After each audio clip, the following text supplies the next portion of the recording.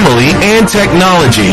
Focus on Liberia uncovers and showcases the best of Liberia and shows the world the truth about Liberia. We educate, elevate, and promote all things Liberia.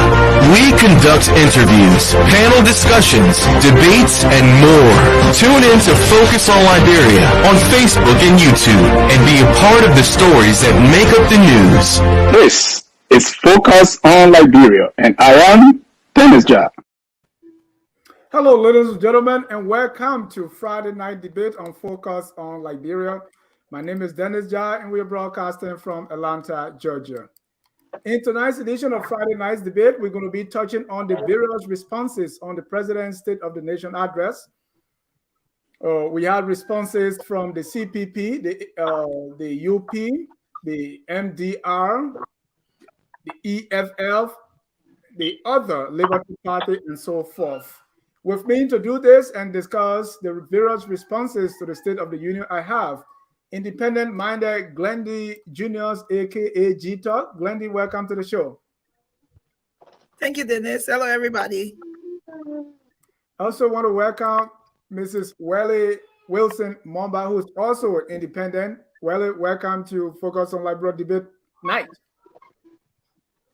It's a pleasure being here. Thank you, Dennis. Next, I want to welcome representing the CDC, that's the sedition. He calls himself Weah, Mr. Prince Sharif. Mr. Sharif, welcome to Friday Night Debate. Thank you very much, Dennis, for giving me an opportunity to share this prestigious, platform with you and other well-many Liberians that are here.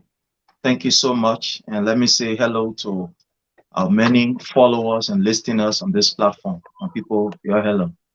Thank you. Last and definitely not the least is our former Deputy Minister, Information Minister, Mr. Eugene Lamin Fagon, a fellow Liberian from the Bujumbura refugee camp. Mr. Fagon, welcome to the show. Thank you for having me. It's a pleasure being with you.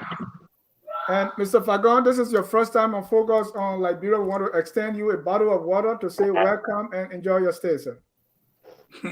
Did I see why? Also, I want to welcome a supporter of Tiawan Gonglo. In fact, he's the Strategic Media Committee Chair, Mr. Jerome Gibson Jero. Mr. Jero, welcome to the show. Thank you very much. I'm happy to be here again. Thank you. Thanks for coming. Well, ladies and gentlemen, let's start with our topic today. We'll look at the various responses to the President's State of the Nation address. But before we jump into that, today is the eve of the CDC's 1 million man petition President George Manu Weah for a second term. So let me start with someone who represents the CDC, Mr. Prince Sharif, to tell me, Mr. Sharif, what's the purpose of tomorrow's and how is it going? We are seeing videos of people are trying to get 1 million to overfill the ATS. Tell me exactly what is tomorrow about and what's the progress so far. All right. Thank you so much for again giving me the opportunity. And let me say hi again to everybody that is on the platform. As you may be aware, the CDC as a political institution was given birth to by the people of Liberia. The people of Liberia are the custodian of this particular political religion, this political belief, and this particular institution. And in 2005, it was very clear when the people went to the polls and overwhelmingly elected the CDC. But again, we all know what happened. So fast forward to 2011. Again, that was proven by the people of Liberia when they went to the poll and overwhelmingly elected the CDC, in which we saw, there was some, let's say, discrepancy at the level of NEC, where our result was given to that of the CDC, to the Unity Party, and the Unity Party result was given to us. We all saw that. Fast forward in 2017, the people has always been consistent in their decision to elect their own.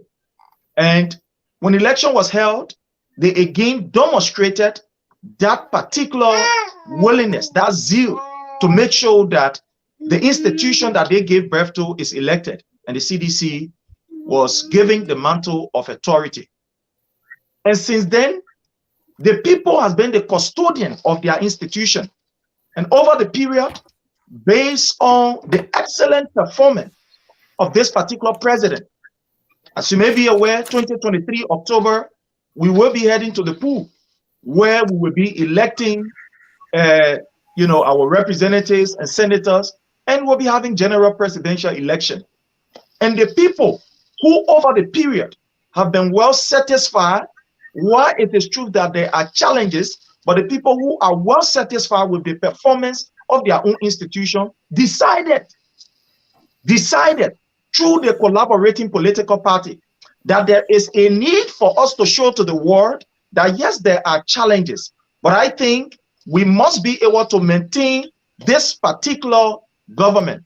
So they decided through their very political institution that they are going to renominate this particular president, His Excellency President Dr. George Manneh Weah, and his able Vice President, Madam Joy Howard Taylor, to continue this particular mandate of developing the human resource capacity, developing the infrastructure, and providing the necessary opportunity where our democracy can be seen as relevant in the face of our international partner. So tomorrow is going to be an international holiday where Liberians, I don't want to say seditions because it is the conglomeration of Liberians from all sector or from all well-meaning, sector of the Liberian society, that they will gather and be able to repetition this president to continue his mandate. So tomorrow is going to be the tsunami and the due date. Thank you. Thank you. Now, I want to give each of you the opportunity to respond to what's happening tomorrow. Let me go to Glendy. Glendy, tomorrow is the CDC mass rally to petition President Weah. What's your take? So the first, hello everybody. The first thing I want to find out is, so ATS Stadium, if it sits 1 million people. So we're hearing about the 1 million, we're hearing about ATS. So ATS Stadium seats 1 million is the first thing I wanted. And I don't think from all of what I've heard, and even checking with the youth and sport, they don't even go up to 15K. So I don't know where the 1 million people will be housed, because this is the thing. Even if it was close to 1 million, why didn't they use the SKD Stadium? Number one, when I hear Prince Sharif saying that the people are a custodian of their country, I don't know how you can be a custodian when you don't have jobs. When most of the projects they have, they don't give it to Liberians. The Liberians they're struggling. Their poverty rate has increased. The education-wise, schools, they're limited for people that can afford to go to school. So I don't understand. I think also if you have a lot of people hungry and you have a lot of people suffering and you're dividing free t-shirt and giving them a few bucks, of course they're going to show up. And so the next party down the line, a month from now, who will do the same thing, they will show up again. So I think the whole thing is just a charade. I think it's just a blackout. It's not anything that's going to be significant tomorrow for me. Yes, we will see people. Every rally, there's people that's going to show up. And that's just what's going to happen for me tomorrow.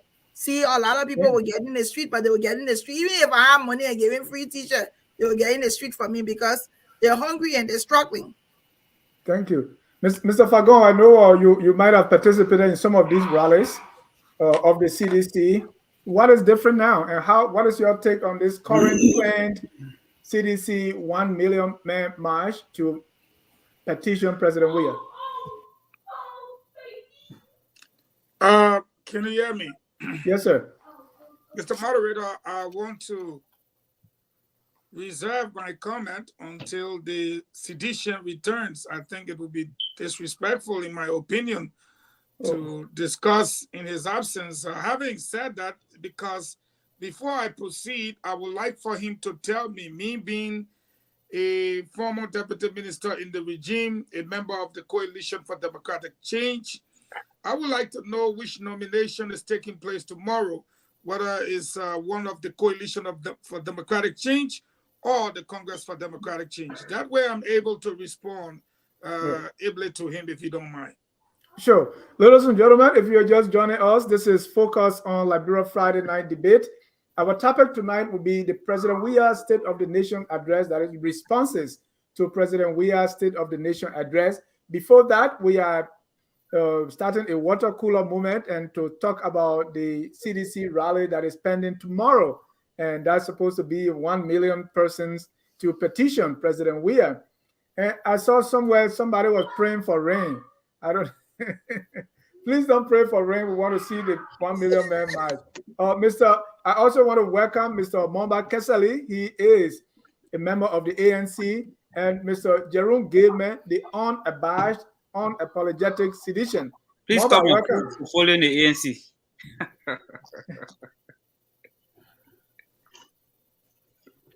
Mr. Momba, welcome. Yes, can you hear me? Yes, sir. Okay, please next time try to call my full ANC portfolio. That way your audience get to know who Momba is. But it's good to be here, even though I am the last person to be invited to the show.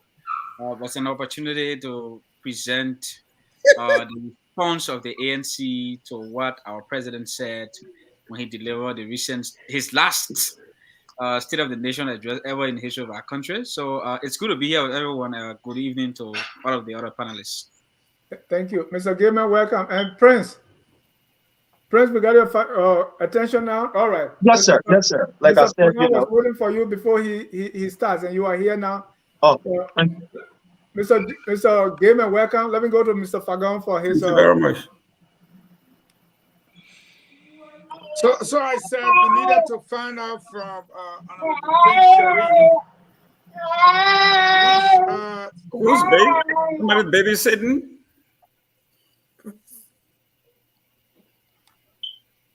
Prince, please mute when you are not speaking. All right. Go ahead, Mr. Fagon. So we needed to know from Brother Prince Sharif what nomination was going on tomorrow. Is it one for the Coalition for Democratic Change or a nomination for the Congress for Democratic Change? That way we're able to respond.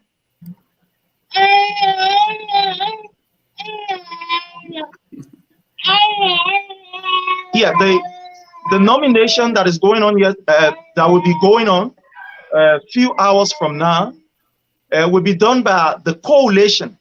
As you may be aware, this is a coalition government that encompasses the three political parties and others, political parties. So yes, there are three political institutions that will be nominating or re-nominating this president.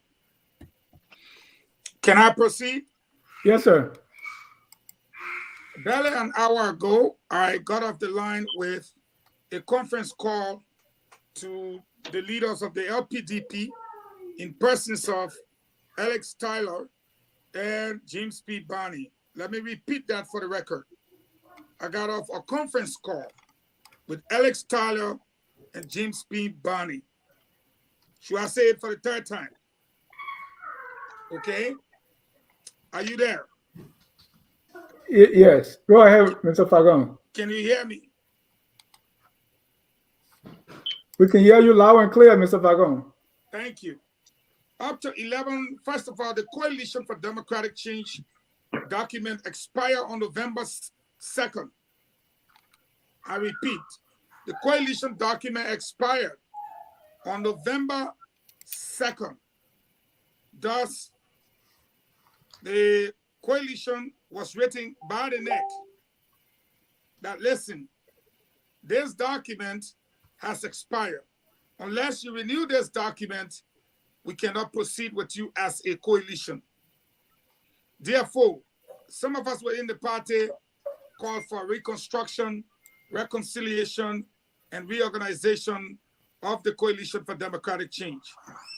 The process started, but the process never ended.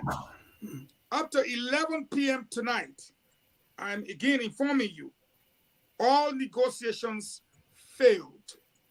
I repeat, up to 11 p.m. tonight, all negotiations, Liberian time, failed. The LPDP, the NPP, requires from NEC, the National Executive Council, 2/3 of their respective political parties in order for them to sign any coalition document. I'm pleased to inform you that at the NPP, at the CDC headquarters today, Weah Howard Taylor presided over the meeting. Both her faction and the James P. Barney faction failed to realize 2/3. Therefore, they could not sign. As it stands right now, the Congress for Democratic Change says that they will do a last-minute dish tomorrow. And I don't believe that this document will be signed tomorrow. And any attempt by the Congress for Democratic Change to announce that the coalition have nominated the president, take my word for it and take it to the bank. There will be a rebuttal from the two leadership and the two political parties. Now, up to 2 days ago, the president just recently made appointments, which you are aware about. Did not even consult them, did not even consider them. So as it stands right now, the reason why I asked that question, it will be a fallacy and a joke for anyone to say, in the absence of a legal or legitimate document for the Coalition for Democratic Change, to say it was the Coalition for Democratic Change that is nominating the president. The Coalition for Democratic Change does not exist on paper or at NEC. It expired November 2nd. NEC wrote a letter asking them to renew their commitment and return to NEC. But again, up to 11 o'clock, as I said. So tomorrow, if no deal is reached, the NPP and the LPDP will not be part of the program. The vice president may attend, but the two political parties will not be there. Thank you. Mr. Fagon, the CDC on its own is very popular. What difference does it make if the coalition does not nominate the president or re-nominate the president? It makes a lot of difference in that you have to go back to your records. Revisit your political records just for the records on this program. The CDC all by herself could not win in 2005. The CDC all by herself could not win in 2011. The CDC had to build a coalition in 2017 in order to finally win an election. So if you say she's popular, one will not take away the popularity, but again, that popularity have dwindled, because when you're in opposition is one thing. When you're in the ruling party, it's quite another. And you will agree with me that there are lots of disenchanted seditions, far more than the ones that are elated. So it is not the same. You need a coalition. Even the opposition needs an alliance or a coalition to win elections. So that's how much it is important. And if you don't have one, I'm afraid you just don't. Thank you. Mr. Gaiman, the unabashed edition. With all due respect to Mr. Fago, I think his utterances are all fallacies. The CDC is an organization to whom the branches we are talking about, the rest of the folks that came on, CDC did not marry these folks' political term. They married. It's like the chief in town, and he had 3 wives. The chief did not marry the wife. The wives married the chief. That's why they call him the chief. The CDC is the lead in this coalition. Everybody else follows.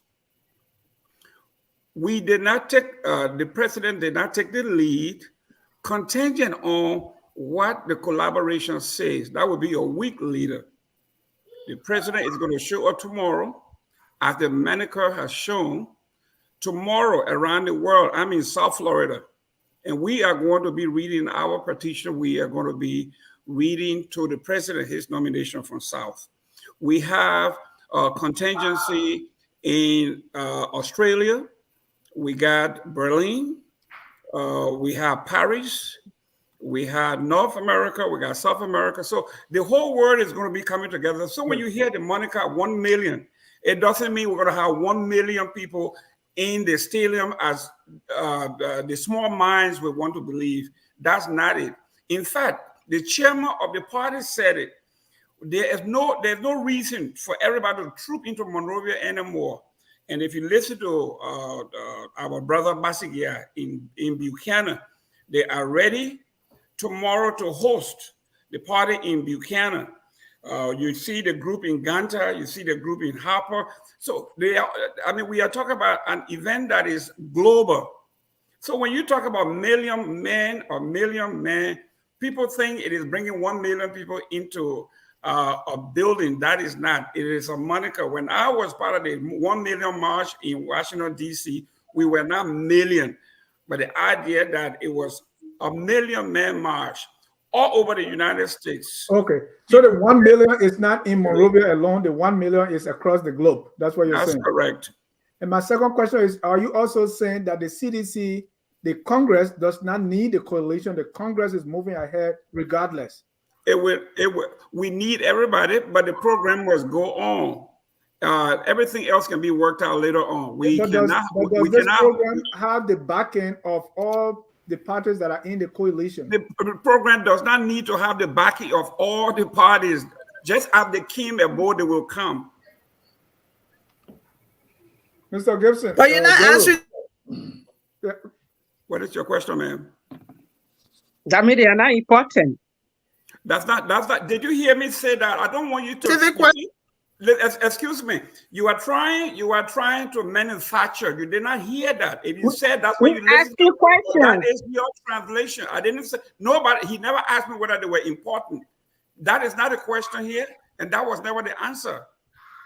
But what you tried to imply in your response was no, I'm that not implying. Do not deduce what I did not. Just quote me in verbatim what I'm here. I'm not going to quote you for what I understood you to have said was whether you have misunderstood me. No, you are misunderstanding me. I am telling you. Hold on, Mr. Gaiman.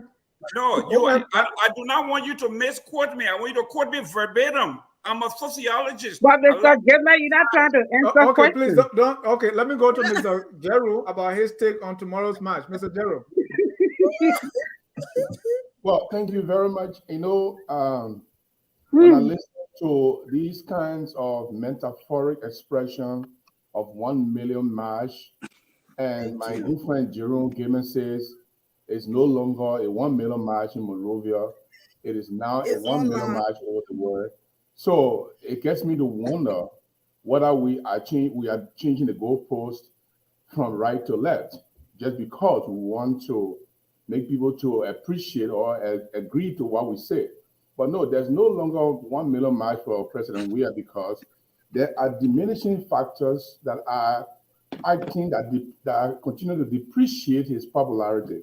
His popularity is depreciating because of his own actions, his own activities, his belligerent activities to keep people of corrupt characters in his cycle, his inability to listen to other voices of reasoning, and there is this diminishing factor. It is actually acting on him. Now, before he launched his 1 million march, before he became president at the Samuel Kando complex, we have reduced it to 14.5 thousand people at the ATS, and I'm not sure we're going to even cover the playing page of the ATS.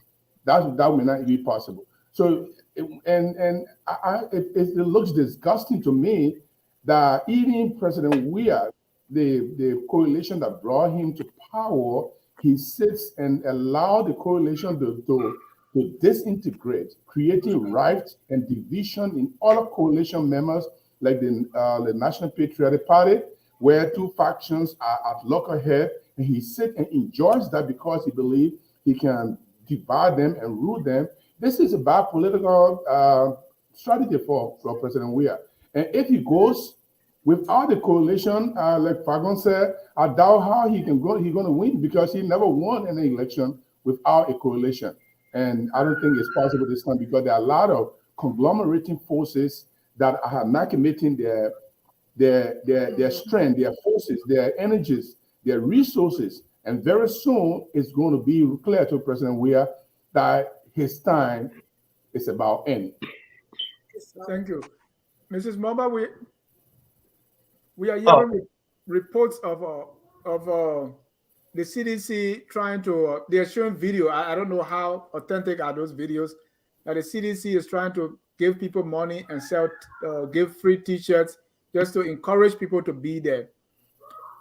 Did you see any of those videos, and how authentic do you think they are? But first of all, let me just say something. Before then, CDC used their own t-shirts. So the CDC is now sharing t-shirts. So you see the diminishing factor I was talking about. Before then, I remember when I covered the CDC headquarters those days, I saw people from West Point taking their bags of t-shirts from West Point and going to the CDC headquarters. I saw people coming from Douala and other places and coming to the CDC headquarters with their boxes of t-shirts and sharing them. The CDC now is buying t-shirts. I'm not sure. And rationing them. I'm not sure, but Mr. Fagon was part of those t-shirts. So I will come to him later, but let me go to yes, sir. Mrs. Moba. Okay.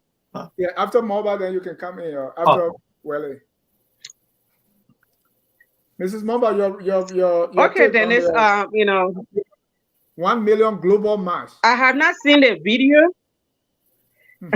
I have not seen the video, but it would not be surprising because even the last march ANC had, there were people that went there before they began to find out why they were there. They didn't even know why they were there. Some of the ladies that we saw on the videos, they were asking questions. Well, this is not what they were expecting. They thought something else was happening. So Liberian people, they go anywhere, wherever action is, they will go there. So the amount of people receiving t-shirts or the amount of people that will show up or that will talk about the event does not mean that it is popular. It's because a lot of people don't really have anything to do. So they want to go somewhere where there are free things. So definitely they will show up.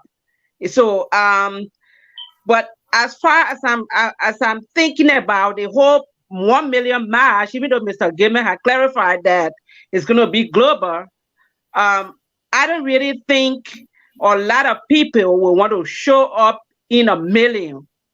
Because first of all, we talk about the transportation issue in Monrovia. The place is congested. It's not possible to have everybody in Monrovia. Even if they're going to do it outside Monrovia in other counties, fair. But most of the people that will turn out are basically people that we don't know why they are turning out. They want free t-shirt to wear, and there's some food to eat or some water to drink. It's not going to hurt them. They will show up. So we're not going to determine the number of people to mean that somebody is popular or they are not popular. Thank you. Hold on, Prince. Let me just get Mamba, who will be the last person on this. Mamba, the ANC is very much familiar with encouraging people with t-shirt and sometimes money to attend rallies. Does this sound familiar? Let me first rebuke you for suggesting that the ANC is familiar with offering money for people to attend her rallies. That's far from the truth. We don't pay anybody to go to any rallies. We've not done that before. No, I said familiar. I mean, you know that people can do is we do that. I mean, you are stating it, in a subtle way, so it's unacceptable. I just want to make sure I provide that clarity. The facts here is that George Weah is going to be beaten terribly at the elections, and the sooner the seditians realize this, the better.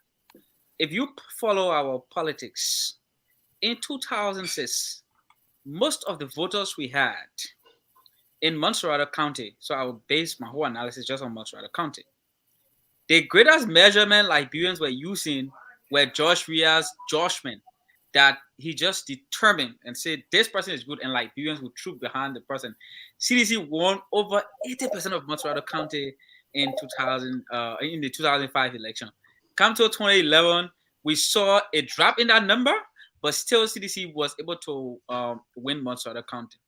Come to 2017, George Weah showed that he was popular, even though the other coalition members contributed massively with other counties from around Liberia.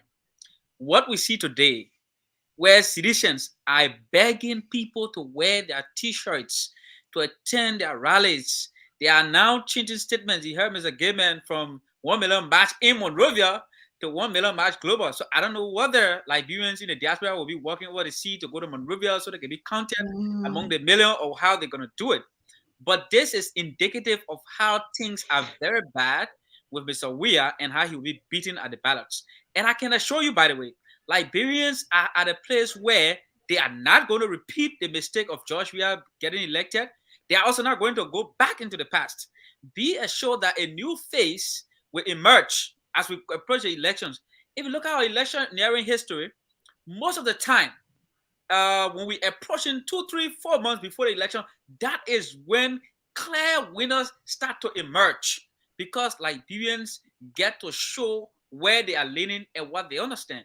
Mr. Weah has demonstrated that he's incompetent and he's unable to give our people what they wanted. Liberians saw themselves in George Weah. They said, oh, we are poor, this man is poor. Our children didn't go to good school, this man didn't go to good school. Most of our children play football, they did not really achieve anything. He played football, he achieved something. He can bring to bear the connections he had to be able to change our livelihood. All they have seen Mr. Weah do is to raise himself up, is to take few of his clique members, raise them up at higher level. They are living better, living large, while the rest of our country is living in abject poverty. Our brothers and sisters cannot fend for themselves. The Zogos, they have not found means to rehabilitate Zogos or give them opportunities to live. All we saw them do at some point is to give them money and use them as and when needed. So tomorrow, whatever you see, the very few people that will come out, I mean, it's good. They should come out and eat some of the government money, because it is like the Liberian people money. Where did George Weah get money from to start, sponsoring rallies like this? To pay people and charter vehicles and make sure there's t-shirt everywhere. It is the Liberian people money. So our people will come out, eat the money. They are not going to vote for George Weah. George Weah cannot even hold his coalition together. What about our whole country? I mean, there is legitimate discontent in every facet of the Liberian society with Mr. George Weah, and I can assure you, he's going to be beaten and he's on a downward spiral. This will only get worse. Be assured of that. Mr. Fagon clearly said it, that when the people declare that it is the coalition that is supporting Mr. Weah tomorrow, members of that coalition will come out with a contrasting statement. Just watch what will happen. In the next few months, the CDC will be helter-skelter, and official government officials, ministers and directors and people at the top in government will start distancing themselves from Mr. Weah because they do not want to go down with George Weah. Can I say something real quick? If you give him a chance to say something, you should give me a chance to say something, because I know he should make sure he answers other people's questions. Mr. Jah, you are muted. You are muted, Mr. Jah. Prince, it's your turn first before Mr. Gayman. You. All right. As I listen to all of the comments that are coming, there is one thing that I am getting from everybody. That is, they recognize the relevance, the importance of this particular political institution, and that's why we are discussing what we are discussing. I listened to Big Brother Jeru. He said something here about the 2005. And when you listen to my opening statement, I made it very clear that this is a political institution that was birthed by the people. Before there were political institutions, the people of Liberians existed. The Liberian people existed. Liberians existed. Before there was the CDC, before there was the ANC, or before there were even the NPP or whatever, the people of Liberia was already there. And when you look at 2005, it is very clear. It is something that one cannot argue. Big Brother Gibson Jeru, in a heart of hearts, he knows very well that the 2005, we all know what happened, and we don't want to go back there. But the Liberian people has been very consistent. That's why when I started this particular discussion, I start with the consistency that the Liberian people have maintained over the period. And that is what we are seeing. I'm listening to somebody saying that you know, what is going on. You gave them money. In fact, they will not even come up. Let me say this. One thing that have remained consistent in our body politics with the CDC and that of the people is that the people has always been the one to carry forth the mandate of the institution.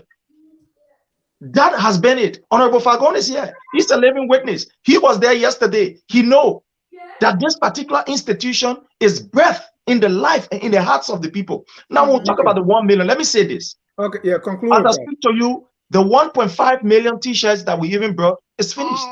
The first-time voter, they've already taken over the t-shirt. It's finished. We are not just going to be using that location. Somebody say, can the ATS take 1.5 million people or 1 million people? Observe tomorrow and see what is going to happen.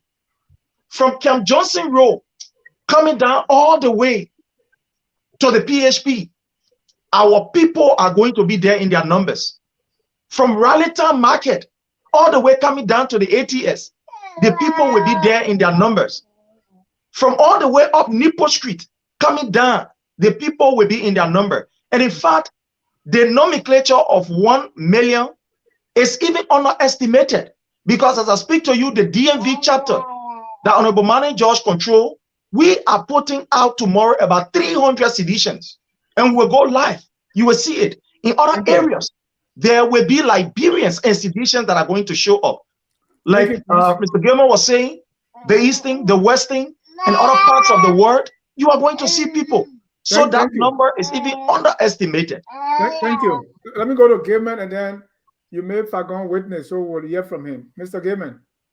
Yeah, one of the things that, if you really want to look at the validity of an argument, you look at where the debaters stand. You have listened to Jaru here. Mr. Jaru never identified himself or said anything about the institution he represents. Never, not even his candidate. So did Mr. Cassidy. Mr. Cassidy spoke lengthily. Not once did he mention his own candidate, but he mentioned President Weah. This is Mr. Jaru Gibson talking about corrupt official. President Weah brought corrupt officials, but yet and still, the man that I think he supports, which is Mr. Gonglo himself worked for this corrupt government of Ellen Johnson Smith. So this man never even mentioned. Now we're talking about, let's go to the ANC here. Cassidy talked about the ANC, never mentioned Mr. 7%, never mentioned his name, never mentioned anything. And this man talking about George Weah have bad management skills when Mr. Cummings cannot account for $70,000 of his own money. We don't know. So, Mr. Dennis, we're going to continue to have Mr. Hold on, man. Let him learn. Let him learn. Why you guys are not just disciplined? Yeah, because you continue, you do this all the time. Because it's factual. It is factual. No, you're so smart. You always take us away from the topic. No, I try to come in before. This is not a topic. You said no, we cannot continue to allow Mr. Gaiman. You need to guide the speaker. I think you need to guide the speaker. Hold on, friends. You keep the decorum. When I tried to speak to him earlier, he did not. So after Mr. Gaiman, I will speak. I want you to keep the decorum when you were talking. I didn't say anything. Glendy, you will come in. Let it. Thank you very much. That's all I want. Thank you. I am a disciplined debater. When you're talking, I would never talk. Good. And I would prefer that you do that. You don't have to answer to everybody who talks. I want you. Excuse me, ma'am. I want you to accord me that courtesy, because I do accord you the courtesy. It is just a simple rule to me. Go ahead. One at a time. Go ahead. Go ahead, sir. Thank you. Mr. Cassidy never mentioned Mr. Because I never asked him the question about his candidate. It was about the $1 Million Man. So there was no need for that. Of course, he criticized the president why the president will not be elected, and then he mentioned specifically that he's not a good manager. And then I retort that if you want to talk about manager and you think so, then you might well compare George Weah with your candidate. George Weah is managing $1 billion, and you couldn't manage $70,000. How you got that money? How the money wind up in somebody's keke, and you can't account for it? That tells me that you are not ready. Thank you, Mr. Given. Mr. Fagon. I think after Mr. Fagon, I was attacked, so I will just say a little bit, then we can continue. Hold on. Give Fagon the floor. So what are we discussing now? Thank you. We want your response. We are concluding on the Million Man March before we get to the topic for the night. So your concluding statement on the Million Man March. You see, that's why communication is very important. You cannot say that tomorrow you'll put 1 million men in the streets of Monrovia and you adopt it a Million Man March. And then we come on the platform now, we're looking for the citizens from online or globally or what's going to happen in Philly. The announcement made by the Coalition for Democratic Change is that we will bring out 1 million people in Monrovia. And some of us within our own party said, stop, it's not possible. The electoral numbers for 2017 put voters at 1.6 million. The population of Monrovia itself is now estimated to be around, let's say Moderator if you like, is now estimated to be around 1.5, 1.6. And when we won the elections in 2017, the data show that we won with 596,000 votes. So to say you will bring 1 million people out in Monrovia, it means like Monserrato has converged. And the capacity of the official capacity after the extension of the ATS is 10,000 people. We normally, after overloading it, we say it has the capacity to take 15,000. But the official capacity is 10,000. So how are we going to bring out 1 million people? Do we have the security? Can we guarantee the safety? Can we look at the stadium? So, but again, if we have put it the way Prince put it, or maybe Mr. Gable, that globally will converge 1 million people, I think that would have sounded better. But I think to come up and tell the Liberian people that will bring 1 million people out tomorrow, that's why the people are poking fun at the issue. Because it's not possible, and it will never be possible for safety concerns, for reality purposes, and for the population of the complete city in which we find ourselves. That's not going to happen. And last but not the least, tomorrow, we're going to witness a new shift in our politics. Because if that nomination takes place with Weah Howard Taylor, you have to remember now, Weah tenure expired as political leader. It's no secret again. It was put out there, the court ruled on it. So if she goes ahead and accept along with him, it is right. You can't take it away from him. But it will be the Congress for Democratic Change nominating President Weah, not the coalition. And as a matter of fact, they're not attending tomorrow. Now, let me leave the room open. The CDC is going to do a large dish tomorrow. If they succeed, God bless. But if they don't, we'll have a situation either with NEC or in the court of law, one of the two. Thank you. Glennie, I want you to conclude on this topic so we can move to the next. I think I share the same sentiments with Eugene. I thank him for touching on it, because I also wanted to say that the 1 million march or the 1 million people march on Liberia was not something that CDC did not say verbally. This is what Malu said. This is what Kochi said. Monrovia. Nobody included America inside the debate. Nobody said it's going to be globally. They said locally in Monrovia, we need to be able to speak truth to power and stop continuing to hear truth and hear something else. This is why I like Mr. Gilman is a staunch Republican, and I'm telling you, he reminds me all the time about those people that support Trump. Because no matter what you do, this man will change something, and if you don't hold your balance, you will lose it. I'm telling you. It was said in Monrovia by Molu, It was said by Kochi. It was even said by Great Monrovia. The people will converge on Memorial. So when you're looking at a president who's leading a country and he's doing a march tomorrow that's supposed to be serious, that he's asking the people to give him hope or to depend on him. The man is releasing two music songs tonight. President of Liberia, and then you want us to take this serious? This is ridiculous. And we're talking about, and we're hearing 1 million, and Prince Sharif has already increased the number to 1.5. So it's 1.5 now, it's no longer 1 million. I said it's more than that. I said it's more than that. Yeah, but you said now it's 1.5. You say it can even take more than that, even though we know the capacity of Anthony Tottenham Stadium. Then you guys suddenly include 300 people in DMV. I'm hoping that DMV 300 people will show up. So now we're counting in at 1.5 people from all over the world. But this is the thing. Even if I were to do 500 t-shirts now, and the t-shirts were free, people want free things, they will come and show up. Thank you, Glendy. That's my thing. You want me to just do a little bit and then you move on? Thank you. Let's move on. It is good I give all of us chance to speak twice. No. Attack me. I'm almighty here. It's a given preferential treatment. All right, hold on. We're going to move to the next. And if you use that time to talk about the 01, you're welcome. But let's move on. Let's move to the responses to the SONA. Special. And various political parties responded to the SONA. We're going to play one of such responses.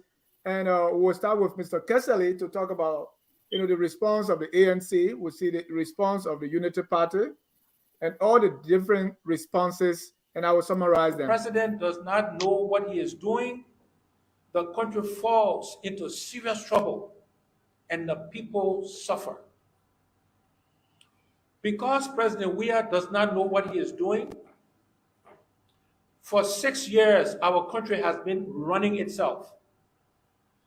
When the country runs itself, the result is that nothing works. Everybody gets to do their own thing. Even in his 2022 State of the Nation address, he planned to have sustained the fight against corruption, money laundering, illicit financial flows, and promised to have strengthened and empowered the Liberian Anti-Corruption Commission. In this year's annual message, the President provided lip service update on these fights. Expand opportunities and improve their standards of living. Accountable governments and responsible leaders around the world often focus on continuously improving the quality of public services, especially in education, health, water, and sanitation. It is regrettable that the President, since his ascendancy, has paid very little attention to appraise the nation on the state of service delivery in the country. All right, those were three of the messages. And then from, if you listen, from the MDR of Prince Johnson, he said, the president is asking for second term. The president since 2018 kept saying, I meant empty covers, but the turnover note says otherwise. We also listened to this response from the EFF. And the EFF questioned the data. Where is the president getting the data from to say that the state of the nation is good if people are going to bed hungry? For the campus-based Student Unification Party, the term the president's State of the Union has gibberish. Mr. Moba Kessley, let me start with you. Your party's response to the State of the Union of the president. Okay, what Mr. Cummins encapsulated in the message of the CPP is that we have a leaderless country. Right. We are a country without a head at this point. Our country is running itself. Our president goes to bed, goes to Jamaica resort, makes chemicals there, enjoy himself, drive nice cars, build mansions, while the country is running itself. So, Mr. Kessley, my question to you is for Mr. Cummings to say somebody who have ruled for 6 years to say the man knows nothing, isn't that the same underestimation of this president that is causing them to be beaten at the polls? No, absolutely not. I mean, he may have won at the pool once. Understand that he lost at the polls twice. So don't make Mr. Weah to look like he's invincible. He has been beaten twice. And But if you say he knows nothing, it's like you are discounting everything about him. What has Josh Weah demonstrated to know since he became president? Let me give you a typical example to prove that certainly Mr. Weah knows nothing. Josh Weah goes to the legislature and he says that the legislature has passed about 200 legislation. Josh Weah did not give the Liberian people an exact number of total legislation he has submitted to the legislature or the total number he has signed into law. Does that man actually know something? I mean, that is something his office, the foreign ministry, should be able to keep proper record of. Josh Weah has no proper record of his 5 years plus and 6 years of governing our country. That is what Mr. Cummings was trying to speak about. It does not mean that he doesn't know his name. He knows his name, obviously, but he does not know what he's doing in the presidency. He does not know what it means to be president of Liberia. He does not know the needs of our people in Liberia. He does not know that when people steal in Liberia, he is supposed to ensure that they face justice. He does not know that when people spoil the RIA road and there's no way for people to be going and coming easily and people are dying on that road, he needs to take responsibility to ensure that people are prosecuted and that road is completed. He does not know that when children, little girls, are raped by men, they should not be protected. Those men that rape little children should be arrested and prosecuted. Josh Weah does not know that he needs to provide security for our people.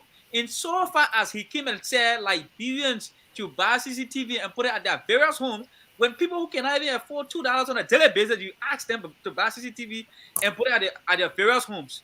That is a demonstration of somebody who knows nothing. The demonstration of somebody who knows nothing is to tell people to put CCTV at their homes when you don't have LEC stable in the country. How are they going to provide power to supply, to ensure that the CCTV is on to even capture what is happening in the country? Look, it is sickening that we find is moral and intellectual decadence in the presidency of our country. Josh, thank you. That's joker we've had. I want to continue, Mr. Jack. I want to get out of the opportunity. We have a musician sitting there going around and singing and claiming that his opponents who are pointing out his excesses do not know anything or that they are just talking and talking and talking. What has Josh Weah done since he became president aside from stealing from our people and ensuring that our people suffer? Thank you. Mr. Jero, yes. Up to the time I was checking, I did not see a response from the Mr. Gonglo or the Liberia People's Party. If there's one, please let me know. Thank you very much. First of all, Brother Gilman, I'm the only person on the platform who carries a nomenclature for a political candidate that I believe in. Everybody else here have their name written, and they can only be identified by their action or by people knowing them. So indeed, I have talked about Councillor Gonglo a lot. In fact, I'm on my way to Liberia for the great launch in Grand Jede County, and you see that. But when you said Gonglo had not responded, you wanted a press conference. I think that's why you wanted. But not all the press conference, not everything you do press conferences.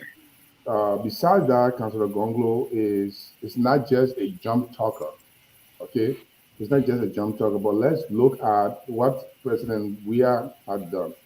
If you look at President Weah today, one time Councillor Gonglo and myself were talking, and he said, Gibson, how can this man even manage our country? The very good thing that he really knew, soccer.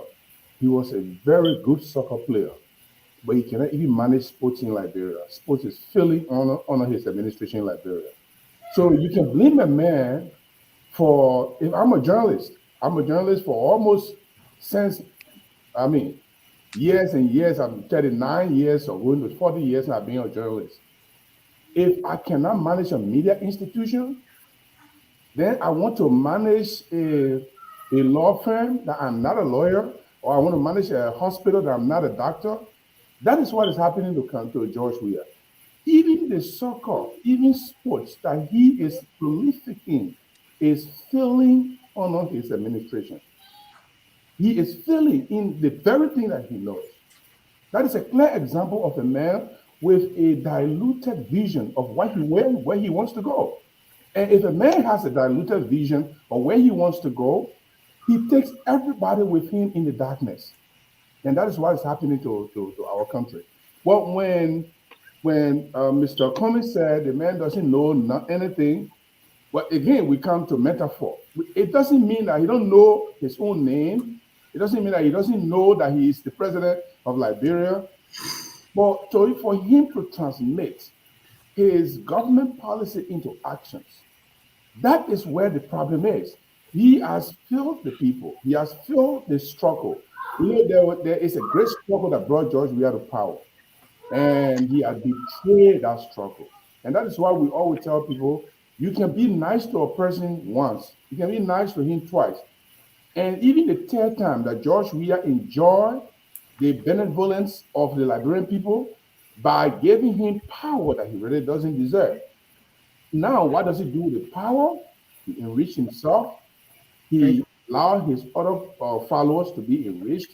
He sat down. He said he fought corruption, but his special assistant, the deputy minister, the minister of state, was rotten corrupt. That another country had to nail him before he suspended him immediately, and he said, "You're going to be investigated."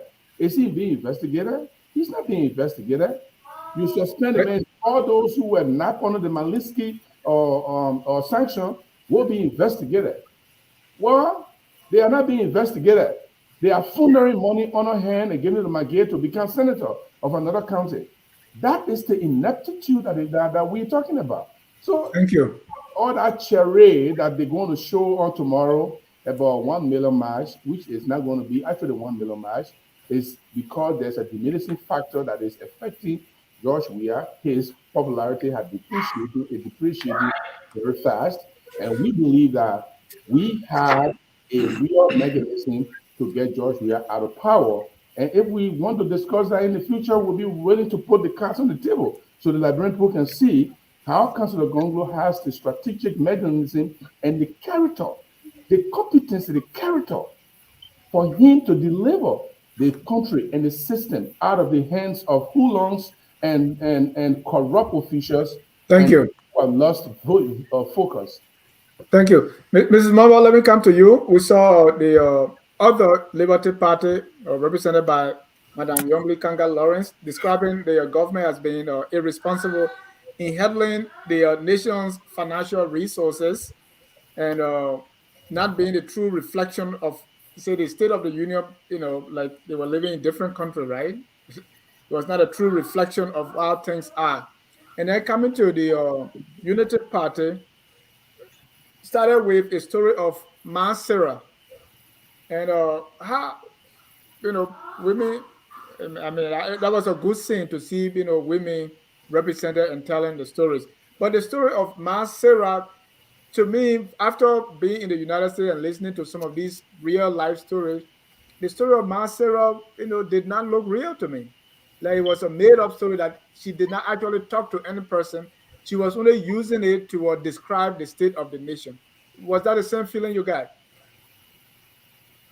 Well, it is possible. It is possible that she put a story together to attract people to understand the situation, the way she looked at it.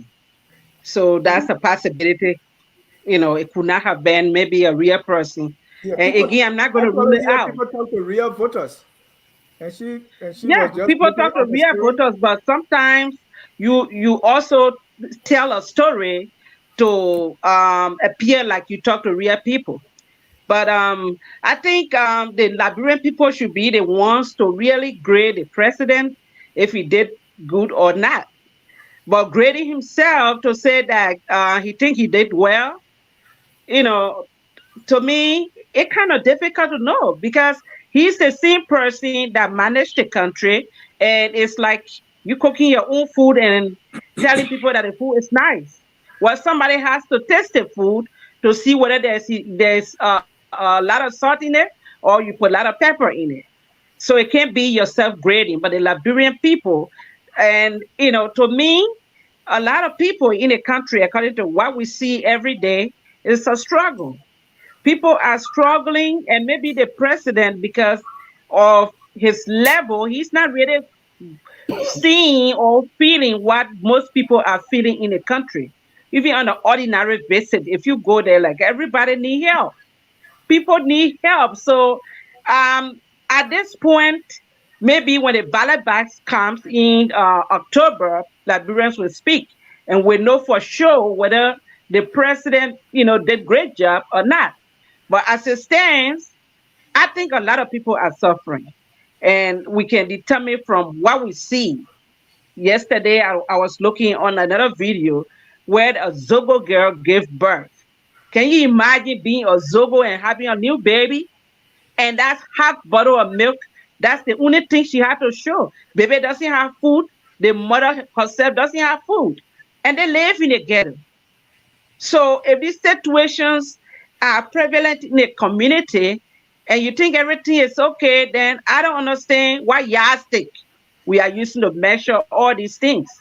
Because Thank the you. people, you have to get down to the people level to know what they are going through. It's not everybody that got position. Majority of the people do not have job to do or cannot find food to eat. It makes it very difficult for somebody to think that everything is okay. It might be okay at the top, but at the bottom, it's a struggle, and we have to understand that. Thank you. Thank you. Let me go to Mr. Fagon. Mr. Fagon, do you think the opposition adequately addressed the issue or put out the way the people are actually feeling to counter what the president has said? And specifically, I want to ask you about Prince Johnson, right? Because he talked about you were in government and all of you described meeting empty coffers, broken economy was you inherited. Now, Prince Johnson said the turnover notes say otherwise. You were there. Is Prince Johnson saying the truth? So before Or I did go you to lie the, to us when you were there? I think you're being pretty harsh. That's debate night. Before I go to the State of the Nation reaction from the various political parties or leaders, uh, I think knowing what I know now and having done my own investigation over the last couple of days and getting the facts as opposed to what I was given to announce, let me first of all apologize to the Liberian people that I work for a government and I told them exactly what my bosses told me. And I believed my bosses at the time. But given the challenge and given my own investigation, I hope they accept my apology as a person.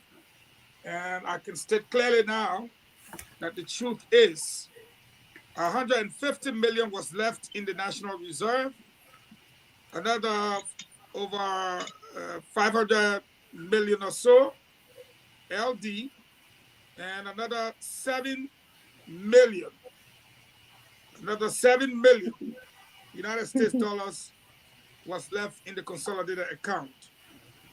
Now, I knew that we had a little bit of money, but I'm not going to sit here and pretend I did not think it was enough given when we had the meeting and they came up.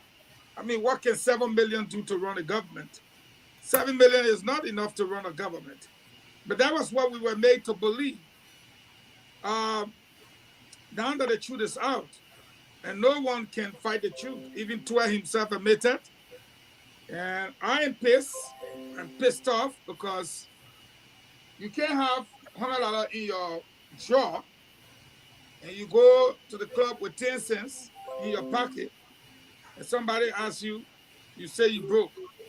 You will be right because maybe only 10 cents you got. But if they say you don't have any money at all, and you say, no, I don't have any money at all, you're lying.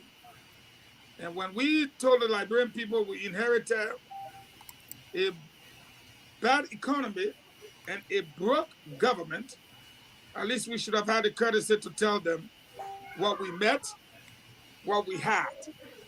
And if we weren't satisfied, we're supposed to proceed to audit them. Of course, that's the way CDC is. There were some of us who said go for the jugular vein, and there was others who said no, perhaps best known to themselves. Now, on the issue of the response, I think each of them did what they had to do, but I don't think they were politically savvy enough to deal with the situation. And here is why I say so. In the President's State of the Nation address, he said, and I quote, I'm looking at it from my other screen here. The record will show that we have achieved undeniable success in this endeavor. He's talking about his time, while at the same time always ensuring that there is strict adherence to the rule of law. That's doubtful. And protection for the constitutional rights of our citizens. That's not true. As we consolidate our democracy and develop our nation. And here is why I say so. First of all, the speech was too lengthy. If anyone have understood the economization of wordings, everyone on this platform, you can look at that same speech, get the same substance, reduce the wordings to at least an hour, 30 minutes. Nothing difficult to do. Now, I will say this, the main substance of that speech for opposition people was the fact that the president admitted that he violated the law, which is the Decent Work Act, that his government had practiced bad labor practice, I'm quoting him, and that there were 15,000 Liberians that made below the minimum wage. He said there were 15,000 that had an increase and 7,000 that had a downward adjustment. 50 and 7 is 22,000. He said he had 70,000 government employees. If you take 22,000 from 70,000, you're left with 48,000. He said the cost to repair the damage in year 6 would be $6 million United States dollars, and he was calling on the Congress, the Parliament, to make available that money so that all of the government employees can make minimum wage and above. Here is the key to that. This program, when I was Deputy Minister for Press, was ushered in 2019. Come on now. You cut people money by 50%. You made them broke. But at the time you did that, guess what you did? The price of gasoline went from $3.50 to $5.20. The price of rice went from $15 to $25. And we could go on. Tuition went up. Everything went up. But the people's salaries came down. Plus, you started paying them $45 and $50. When did you realize that the law was broken, that you have violated the law? So if you are a politician, you're looking for the votes of the people. Thank you. You have to feed them with red meat. This man had paid your citizens $45 a month. And you let him slide talking about, audit, talking about school, health, this. And now I can tell you this in my closing on this particular topic now. The 70,000 government employees are not happy. You and I know, whether you're sedition or whoever you are, nobody is happy for them to cut their money, not even in these United States. And you did that for almost 6 years. How do you think they feel? Even if you give them the money, $33 per person, it still is not going to help. They are angry, they're frustrated, you have cheated them back. Thank you. Mr. Glendy, before I bring in the sedition, I want you to give me your feedback on the responses from the one we play and the other organizations. What you make of them? Strong enough? Did they really, were they very pointed in providing a counter to what the president said, or it was business as usual? I think for me it was business as usual because we live in a community here in the States where prior to a speech, the people would have already been exposed to what was in the speech so that they would have been prepared. I think also there should have been, I think the timing for the responses was a bit late, in my opinion. I also think that prior to the delivery of the speech, they pretty much had some idea on some of the things that should have been said. So I felt that somebody should have responded immediately.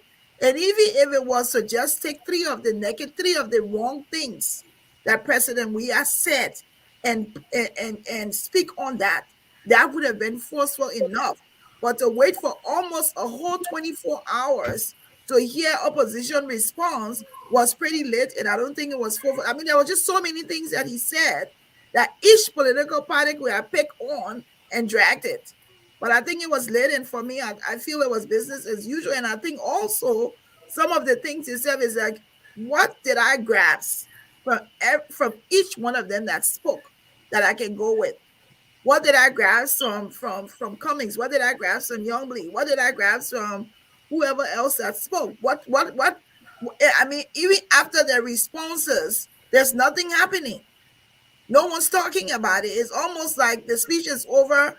They said what they wanted to say, and it's done. But these things that President Weah said is like no one really gave him a very forceful rebuttal that you can even have proof to show. So I think the responses were weak, in my opinion. I mean, I heard the Unity Party really talking about the revenue sharing laws, that some of these laws, he said, in the no budget performance report. And I think she targeted some issues and poor in the speech. You didn't see it that way? But after she said it, what happened? So somebody pour hole, if they put saying your Gary, wouldn't it linger? So after that, after her speaking that day, after that, then what? Who's still talking about the speech except for your platform or maybe one or two other platforms? Even the people in Liberia, what did they take from it? You have a president talk for over 3 hours and 21 minutes. And almost everything he said, you can just take one or two from there and rebut it, and you can have the proof just like that. So it's almost like if you're going to do a rebuttal, people have to be talking about it continuously. At the moment when they spoke, yes, maybe, but since they've spoken, what's happening? Nothing. Everyone has forgotten their President Weah today releasing music. Talking about President Weah releasing music, before we bring on our sedition to respond, let's take a just short listen at that music.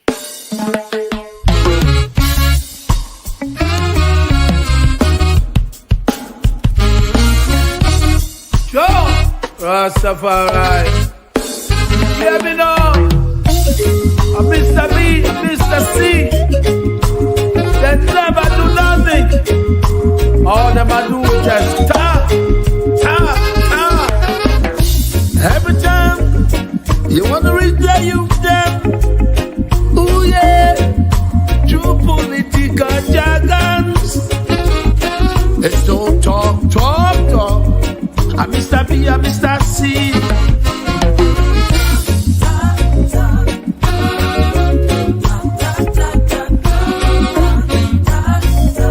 Only you can know. I'm Mr. B, I'm Mr. C.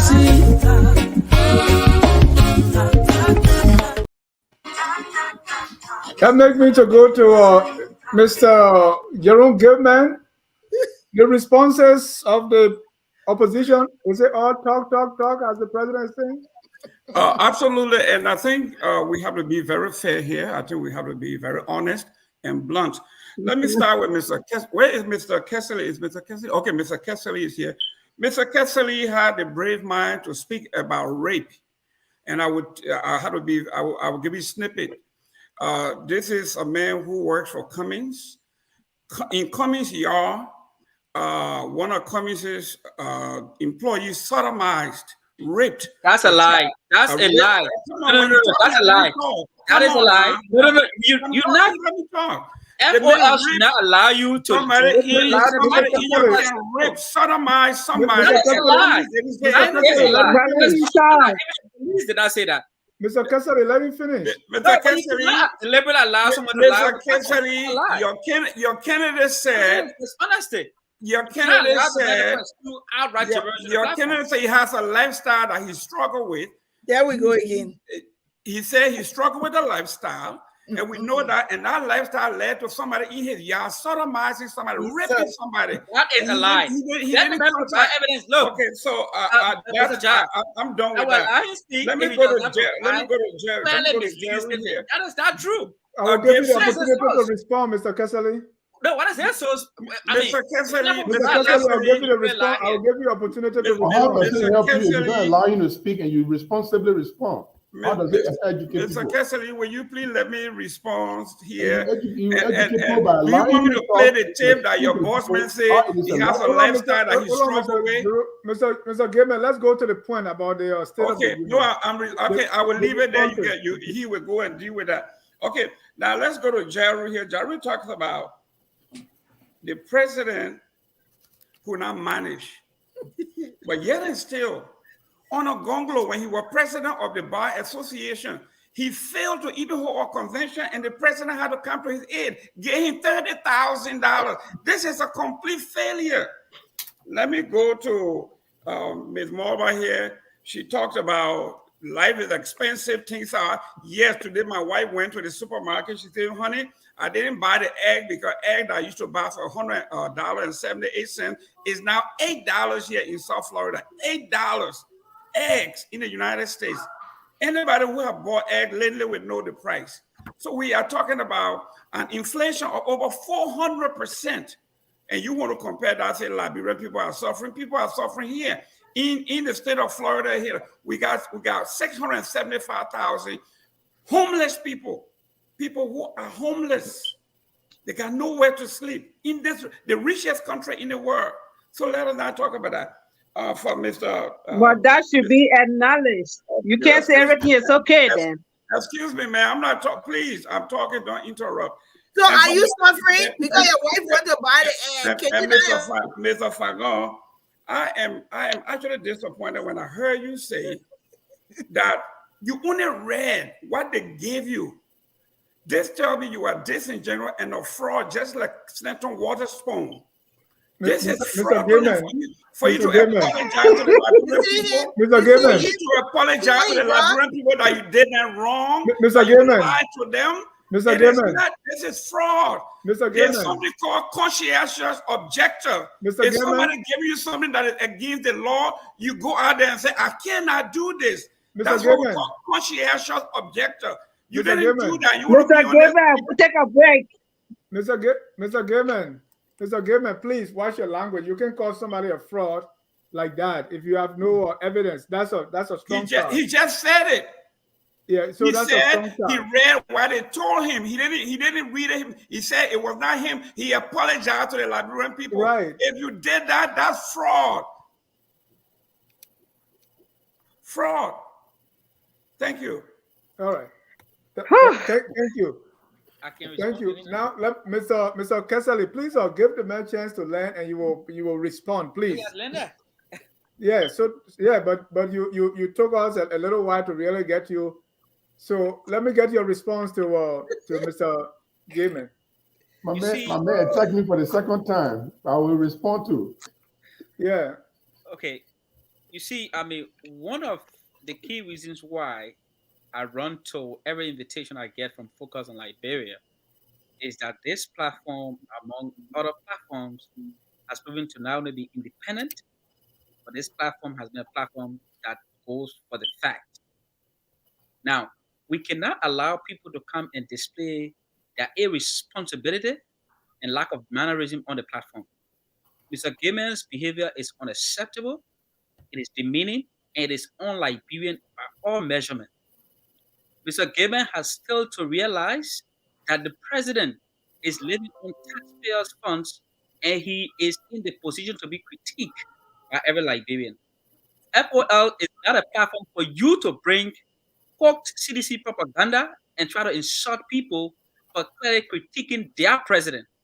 Josh Weah is not Mr. Gaiman's alone president. In fact, Mr. Gaiman is not a Liberian. He's an American citizen. He should not even be given a chance to speak in our politics. if that's what we are going to be considering on this platform. A man who is far removed from the reality, insulting the suffering and the injury of our people, sit on this platform and he's insulting everyone else and referring to them in any form, shape, or manner. If we continue this attitude, we all will come on the platform and start winning invectives on the platform, which would take us clearly away from the objectives of having focus on Liberia. What Mr. Gibbon has done is unacceptable.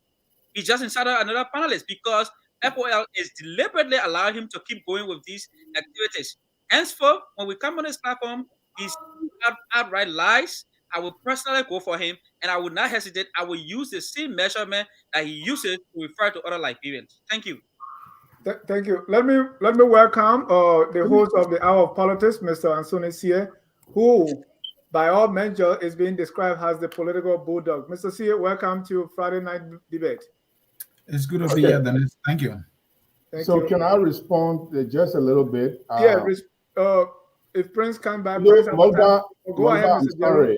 Morba, I'm sorry you did not provide clarity to his allegation. And that's the reason why those of us who, from the media perspective, who are journalists, that's what bothered us a lot.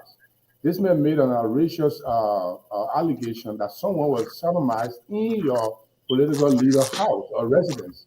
And you scream on the screen, you scream and stop you. You went to talk and said nothing about it. So this is how information peddles around. But Mr. Gilmore, let me tell you this, and I'll tell all Liberians, right now in the political field, all the presidential candidates, including Joshua himself, the most competent, the cleanest, the most capable, the most reliable, the most law enforced or rule of law rooted individual is Councilor Tiawan Gonglo. You talk about the Liberia Bar Association. He met the Bar Association broke. He left the Bar Association rich. Check your record. If the Bar Association is supposed to have a convention and he raising fund and the president donate $30,000, $25,000 or whatever it is to the Bar Association, it didn't go into Gonglo's pocket. That's why he left the Bar Association rich, because every money he raised, he left it at the Bar Association. I'll tell people, we all have our candidates. All of the candidates in the race now.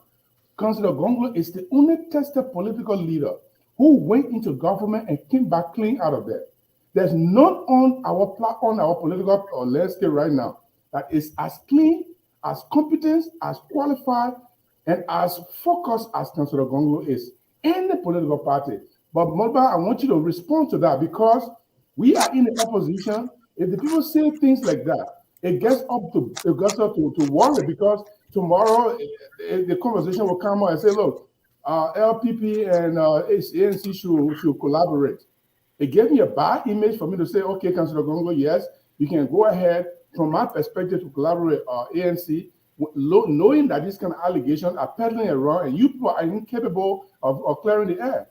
So I'd like for you to clear the air, because I want to collaborate with communists in the future. We can't allow people to say things about this and you cannot provide a tangible explanation to that. But I will rest. Thank you, Moma. I think Mr. Jeru has a point here. I know about the story that he's talking about, but please provide the clarity that if you want to refute this. In the first place, the reason I deliberately left providing clarity was for FOL to do the right thing. This is a credible media entity. You cannot allow someone to deliberately spread falsehood on the platform. I mean, it is your responsibility to make sure you maintain the sanity of this platform. But since you are failing to do that, I would certainly do it. Mr. Kasali, let me rebut that. No, but you know very well there's a statement from the LNP out there that did not say what Mr. Gimel is saying on the platform. You want me to stop him from saying what he wants to say, or what you want me to do? No, provide clarity. If someone lies on this platform, you should provide clarity. No, and also you should know that I don't know everything. But in this case, the man is talking and you are saying, no, you are lying, you are lying. So when you come up to say, why don't you rebut what he's saying? Never. And say, well, FOL provided clarity. For the sake of this debate and this time, never was someone ever sodomized in Mr. Cummings' home or in any of his offices around the country. Thank you. Never did someone who directly worked for Mr. Cummings ever sodomize anybody. It has never happened. that was a CDC cooked propaganda, and I guess Gaiman was the source of that lie. The same way they go around lying against everyone who criticizes George Weah for stealing from our country. They do not address George Weah stealing. They want to attack people. That's what they're doing, and that is their makeup. It was cooked in CDC headquarters. Nowhere else has that ever happened. It has never happened anywhere in Liberia, in America, or anywhere Mr. Cummings has worked. No one who is associated with Mr. Cummings or has worked for Mr. Cummings directly has ever been involved into any act of sodomy anywhere, not even close to Mr. Cummings' office. Just for the sake of tonight's platform, I will say that Gaiman was the one who cooked that right in his living room. Apparently, the egg he ate is affecting him.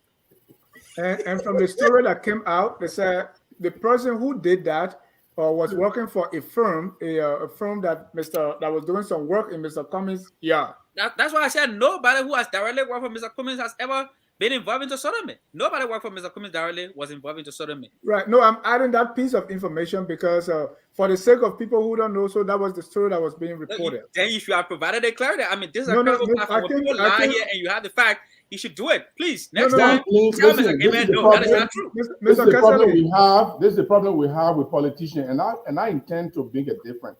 You cannot blame the messenger. This is just the messenger, the media. You blame the media and leave the people who make the allegations. No. We live in America. Now, in America, here now, so that you will do it next time. You don't do it next time. Blame the journalist for someone who experienced something against your candidate.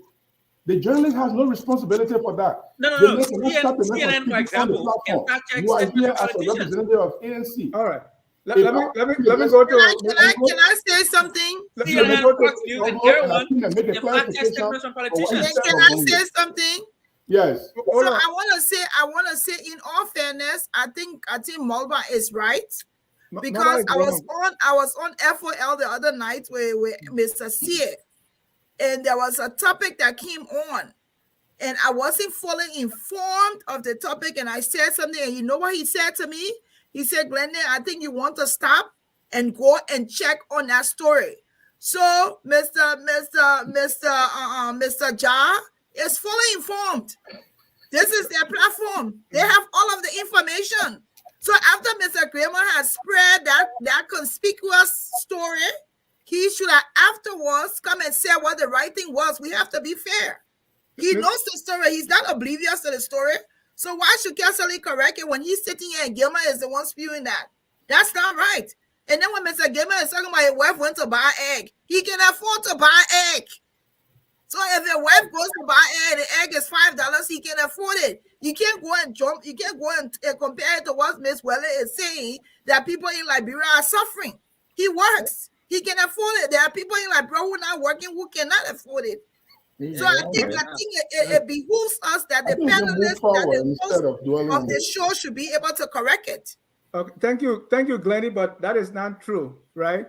Tonight, this is debate, and I cannot stop anyone from saying what they in their mind. You can fact check what they say.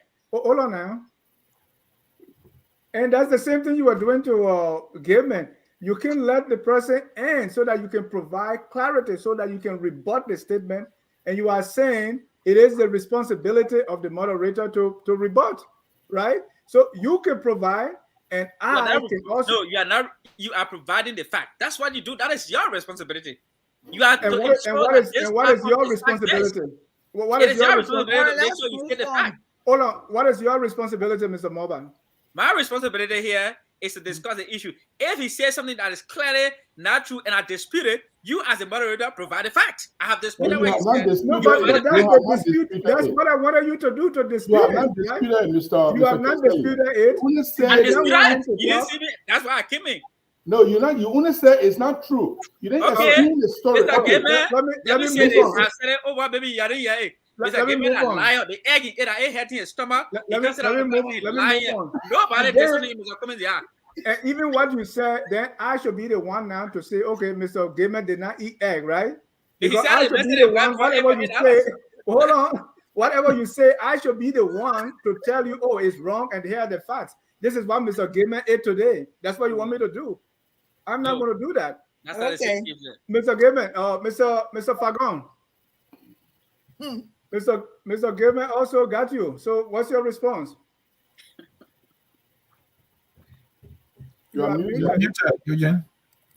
Got me in which way? Mr. Gilman also mentioned you when he was talking. He said you are a fraud. Yeah, he called you a fraud, which I rebuke him on that because he's using this harsh language. We don't do that here to accuse people that way. He said when you were told to report that there was empty coffers, you should have refused. Let me be polite to him, because I think he pretends to know but knows nothing. I'm not the finance minister. I'm not the defense minister. I'm not the agriculture minister. Government is not just sitting with a hat on like a Chinese man and think that knowledge is in it. No. Everyone have a function in government. I serve as Deputy Minister for Press and Public Affairs. I was responsible to synchronize government information from all of its ministries, agencies, and corporations. Do you know how many of them there are? So when we sit down and the central bank governor tells me our total amount of currency in circulation is 17.5 billion, you expect me to go out and say, no, it's more than that?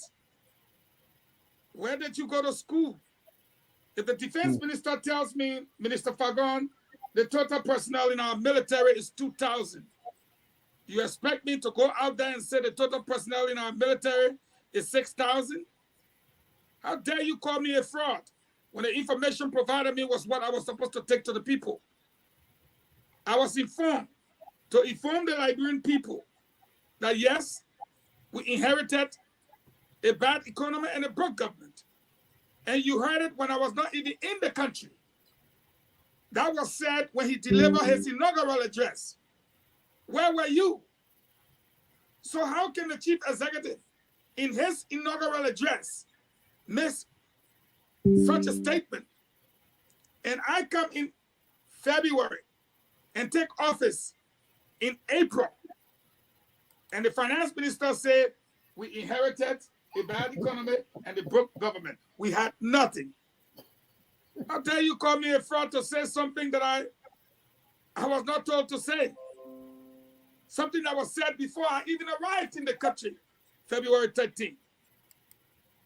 This is what drives people away from that once glorious, mighty coalition for democratic change. It drove people away. You just get up because you feel you're knowledgeable and you insult somebody without even knowing that the man you worship said this in January.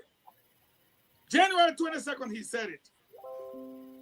And I came into the country February 13th. They put noise behind me. I was never confirmed until April. And we had to run with a narrative set by the chief executive.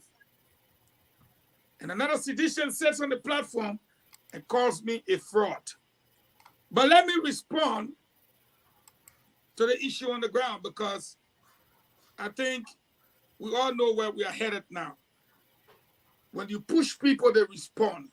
And when you cannot debate the issue, then of course you have to leave the room. This government said they inherited a bad economy and a broke government. But guess what? When you come to this debate, it's only fair you bring your ASOS, your Mac Pro or something. Because this is what this president said. That revenue collection in 2022, I'm quoting him, including grants, was $740 million US dollars, compared to 646 million US dollars in 2021. Now, when you keep to power, I walk with you into power. We said the wage bill was too large. Many of you will agree. Our budget was 500 and something million. So what did we do? We cut our people money by 50%, including the very president. And then what happened? We went to brag about increasing our revenue by 740 million.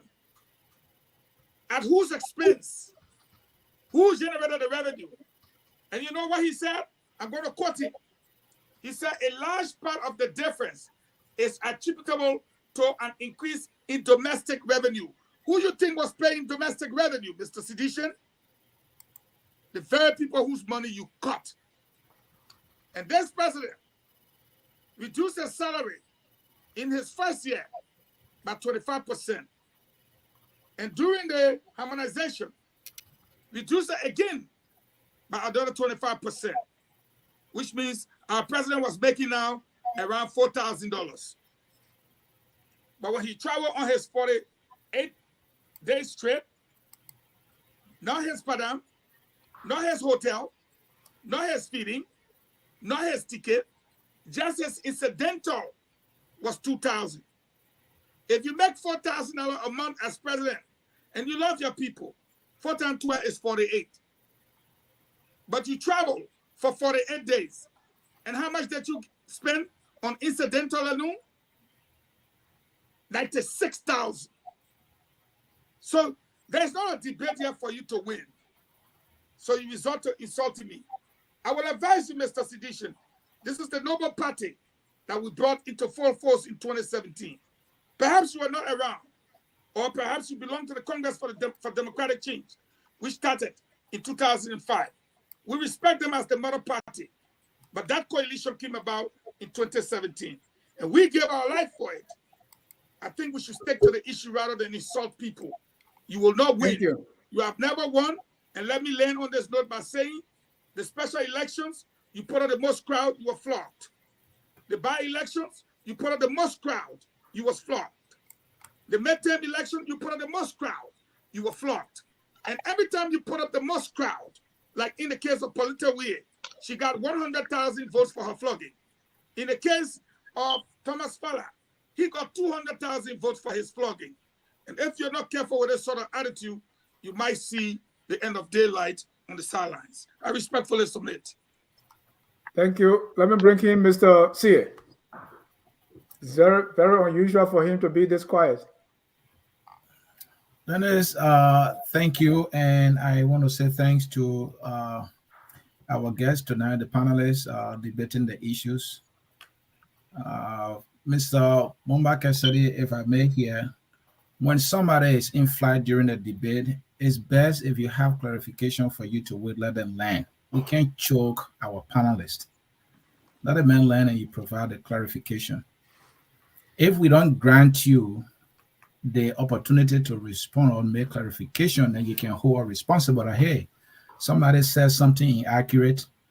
I asked to make clarification and say no.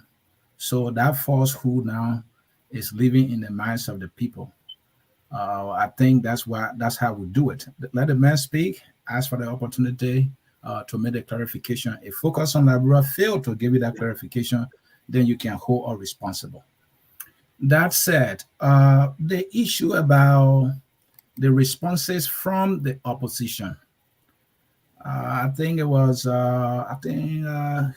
G-Talk who said they took 24 hours to respond. I think she's used to the U.S. style, where either they preempt the president's speech or they solicit a copy and they write their response, and sometimes an hour or two later, you get the opposition respond. I think in Liberia, the opposition need to do so. Our democracy is not where we want it to be, but I think we're getting somewhere gradually. I'm sure if the opposition committee have reached out to the government, hey, can we at least get a copy? We'll do due diligence to not expose it so that we can respond. I'm more than likely they will do, or even if they say no. One thing I've come to understand is Liberian politics is easy. It's simple. I can preempt what President we are going to say. All they have been saying, that's what President we have said. Maybe Juji can agree with me. There's nothing President we have said in that speech that is new, that we have now heard from Twitter, that we have now heard from all the propagandists and surrogates of CDC. So how could you now preempt and write your speech? So as soon as the president ends, you are speaking. They could have done that. I think they need to take that into consideration. What we see instead of the union, the president will say the state of the nation is strong. That alone I can write a speech to respond. Tell me how we are strong economically when this. You will capture all of the things. Let's come to education. CDC will always tell Weah fee, tuition free, we building school. When it comes to healthcare, we are building clinics. We send doctors out. That's what all we've been hearing. And that's why we saw in the president. So for this opposition community to not be able to preempt, maybe sometimes you just give me $10. I can preempt President Weah, State of the Nation. I can write for them a rebuttal, and it will be on point. I mean, I'm not asking you for too much money. $10. Mama can afford $10. Give me $10. I can pay that. I will preempt it. I will write your rebuttal, and it will be on point. The point I'm making is they can do it. They just have to plan to do so. Now, another thing I think I heard also is that all that the opposition said, not sticking. There's a reason why when President Weah speaks, what he says carry weight and it sticks around a little bit. It's because of the political institution CDC. We all have our disagreement with how they do things, but they have a political culture of running with what their leader says. That is what people do in politics. That's what we see here. When Biden says something, you see the Democratic surrogates, they are on the major news network, they are saying it. In the opposition community, who are the surrogates who are prepared to take what their leaders say to run with it? Where are they? Where can we find them? That's another thing. And sometimes the way you coin your message or you word your message, I think Comment Speed was great. And he criticized, and then he talk about what he's going to do. You got to show the contract. Hey, this is what he said. These are all lies. This is what I will do when I get there. And that was good. The other people said the same thing, but all the speeches were not detailed enough. The one from the EFF, just rubbishing the students. And so I think it's just the fact that the opposition is not united, and those who follow them or those who support them are not running with what their leaders are saying. Maybe they are just dispirited by their own leaders. Just maybe. That's what I want to say. Yeah. Hello? Yeah. Thank you, Mr. Sear. Now you agree why he's the political bulldog. I want to give chance for 3 callers to call. Just come because we want to be respectful to our guests tonight. We've kept them for a long time. We 1:43 now. We're going to a 2 hours mark. So we'll give chance for like 3 callers. But before that, the number is on the screen: 605-313-6004. The code is 791-403#. So before our callers come in, Prince, your response. Yeah, thank you so much. I'm sorry, my people. I'm going, in and out because I have so many things going on here. But again, thank you. I'm listening to all of the assertion that have been made by especially people from the opposition camp. And let me say this. One of the reasons for which people will not take the opposition serious is because they are not sincere in their criticism. And it has been displayed right here by my brother Moba, and just the opposition black from right here. Pretty tell me for sure, 2005, or let's just come to 2017 or 2018. So from 2018 up to now, that this Weah-led government took over. So you've not seen anything or any impact this government have made. You are not even seeing the Emory Hospital as an impact. You are not seeing the proliferation of political parties around, a clear signal that our democracy is taking a better stand. No, it's nothing. You are not even seeing the proliferation of media institutions where people can have the right to be able to critique government. You are not seeing that as nothing. You are not seeing the recent comment from the IMF congratulating the government on their fiscal policy discipline that have been put into place. You are not seeing that. That is nothing. But you come here and talk all kinds of things. But let me say this. The reason for which the opposition will be able to, pinpoint the president's address is because they themselves, they have nothing substantial to be able to present to the people of Liberia. The opposition should be telling us how they will be able to make things better. But unfortunately, they will take the next 4 or 5 months and be talking about what this government or what this president did not do over the period. But they will not tell us what they are doing. So this is just a clear manifestation to tell you that the brothers on the other side, they are in total disarray. They have no message. What will you tell the Liberian people? Or what will you tell them? We are in the second month, in election month. As I sat here and I listened keenly, I'm listening to people just spewing out hate or what other people told them to say. And with no disrespect, I listened to the honorable the former minister, Honorable Fagon. You know, I must say this.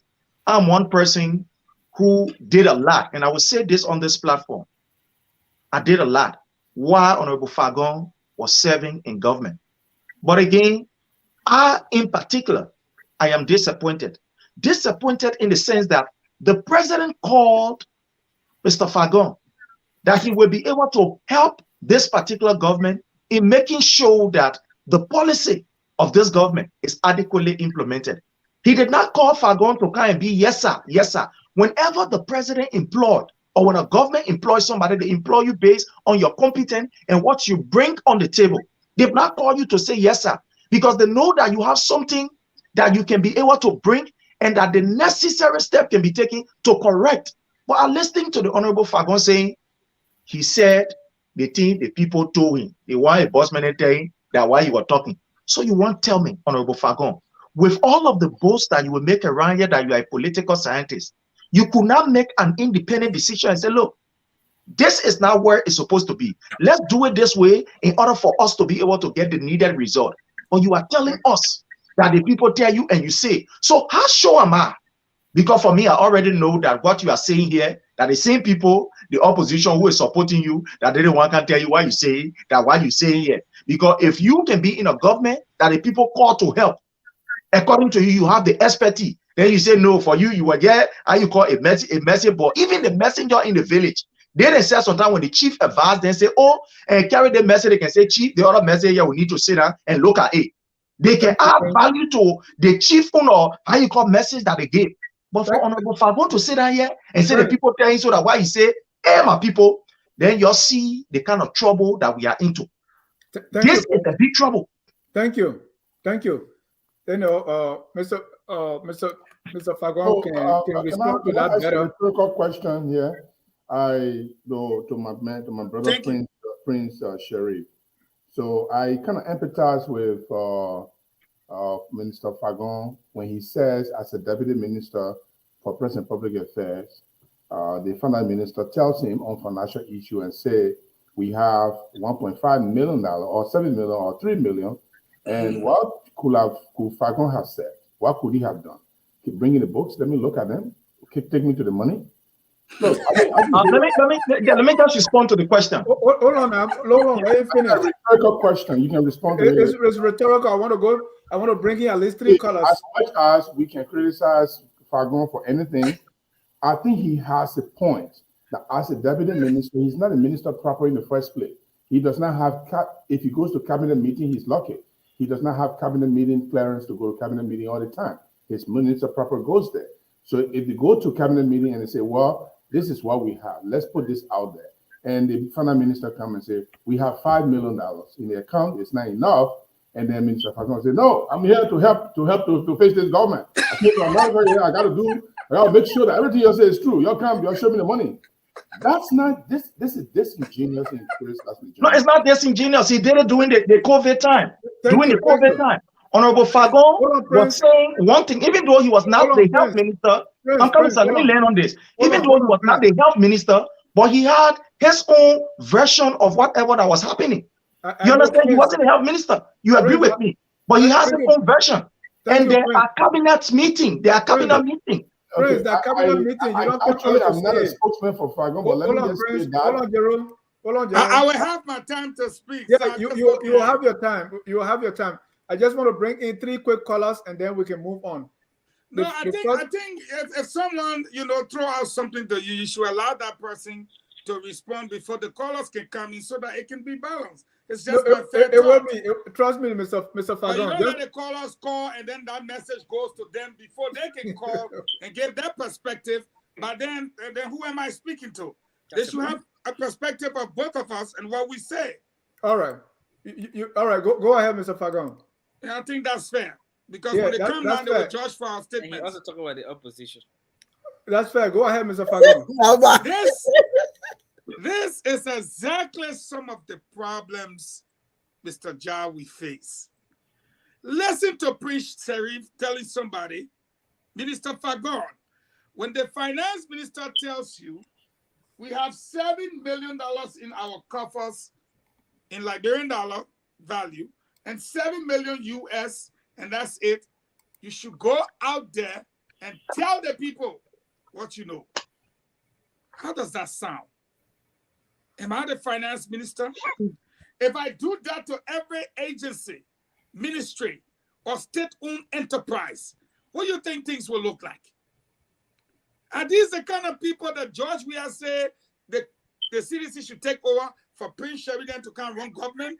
Thank you, God. Having said that, let me tell Prince Sharif, I was not in the country when I got fired.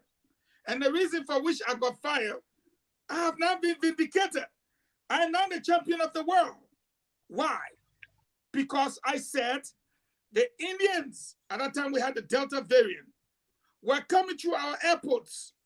And I have received credible information that they were.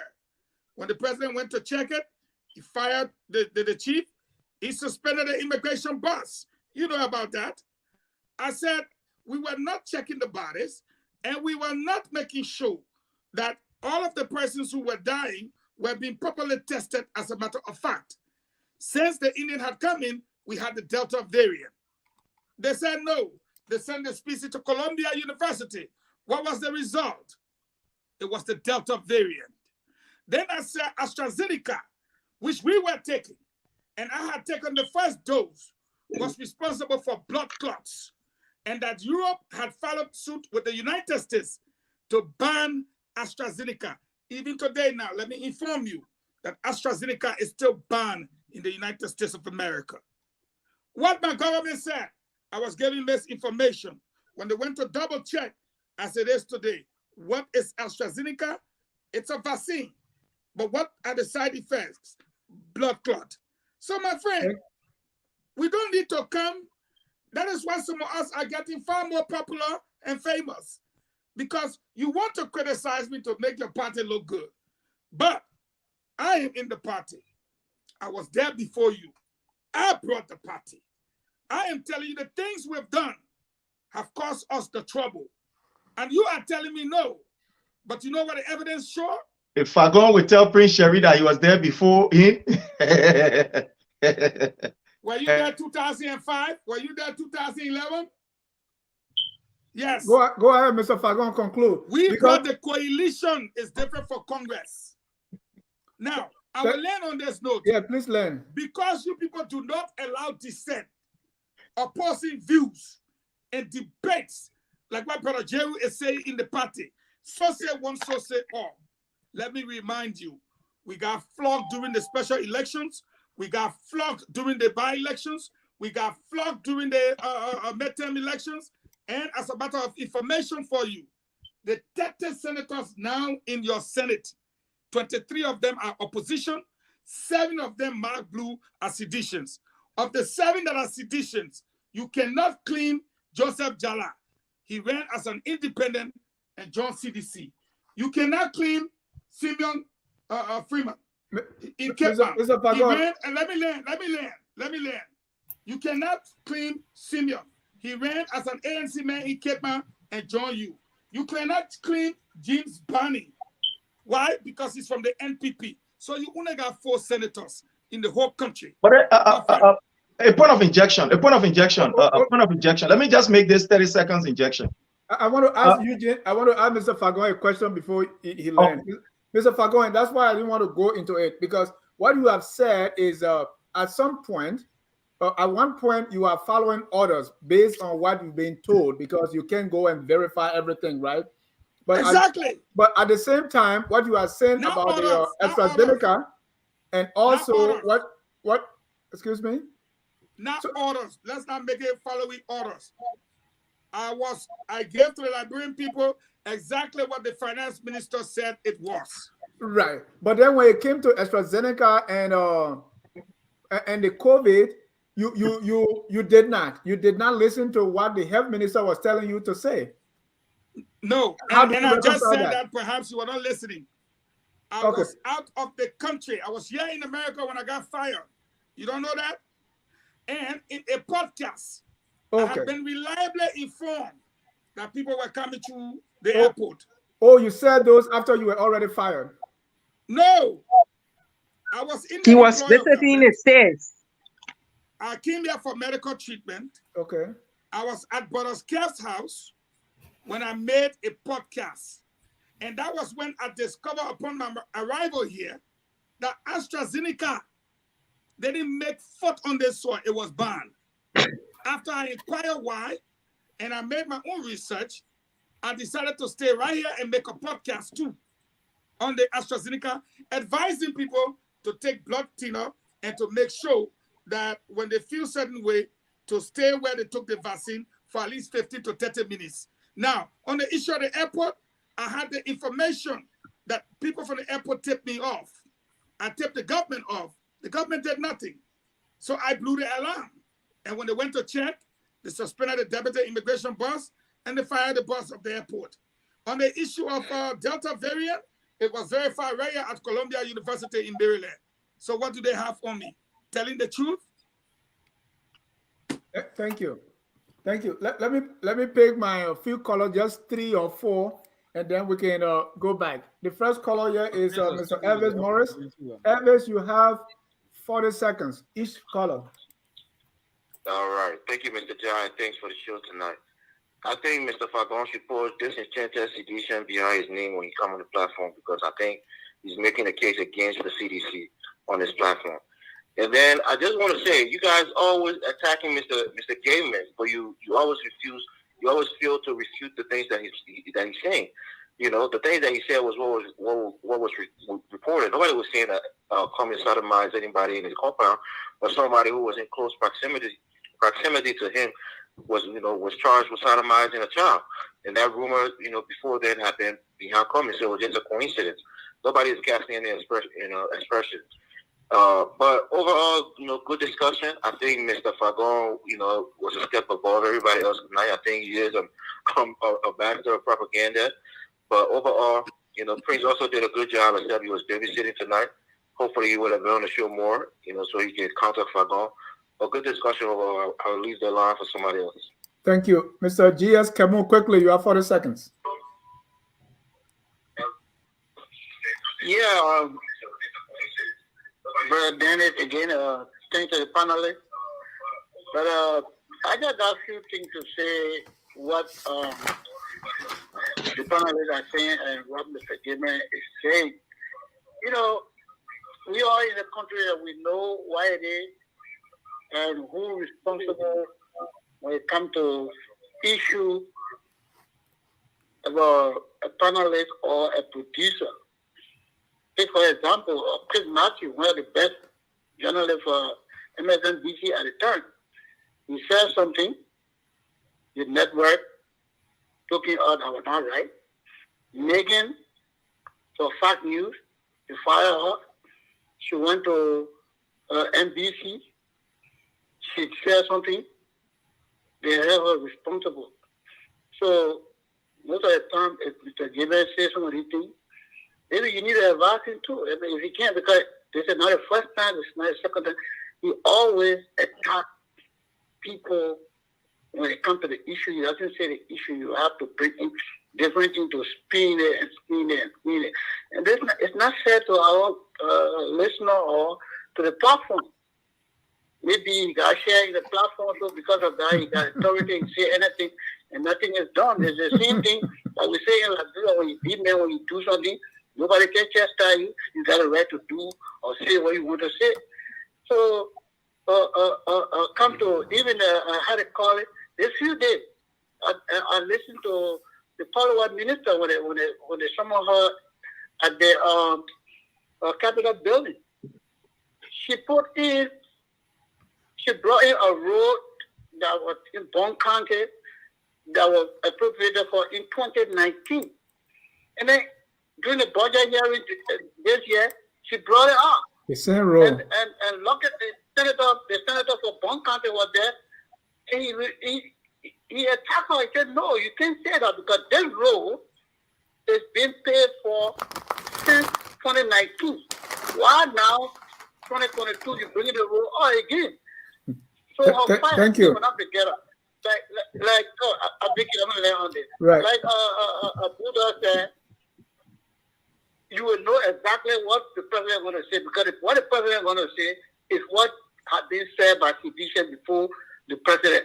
So we knew whatever was going to be said. For example, again, there's a drug issue in Monrovia there. Mr. Kemo, Mr. Kemo. They don't want to say anything. Right. I got your point. I got your point. You talk about Mr. Gamer getting shared everywhere, and that's why we are not refuting. No, that is not true. If you really want to check, but always you say hold on now. You always away from the issue, Yeah. But how you know that? Hold on now, come on. You know the people that behind him. You know the people that behind him. You know the people that brought him on the platform tonight.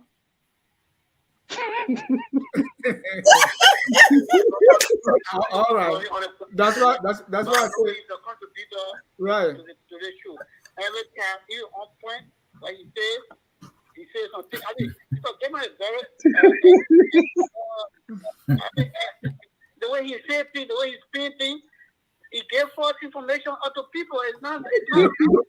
All right. Thank you. Mr. Gamer is officially a spin master. The higher friends that call him, so he's spinning.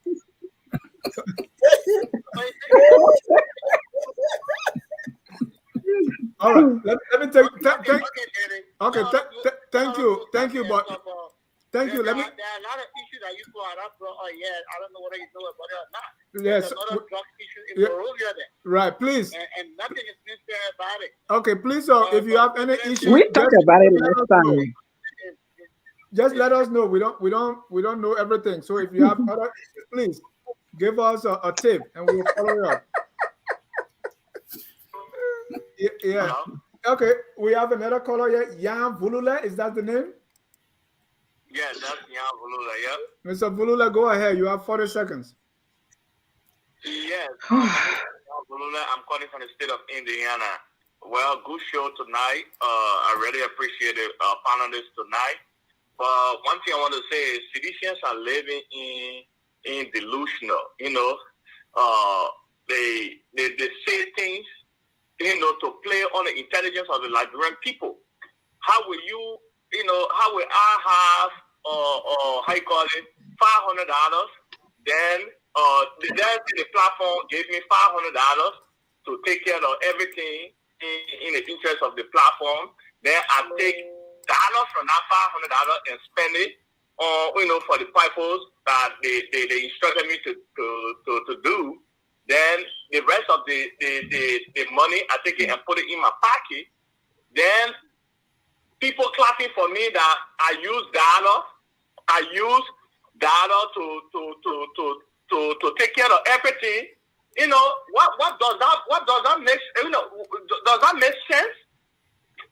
Like red people trusted you with the resources of the country and you taking it, spending it on yourself. Then when you take dollar from there and do something, you expect us to clap for you? That doesn't make sense. Citizens got to be truthful to themselves and to the nation.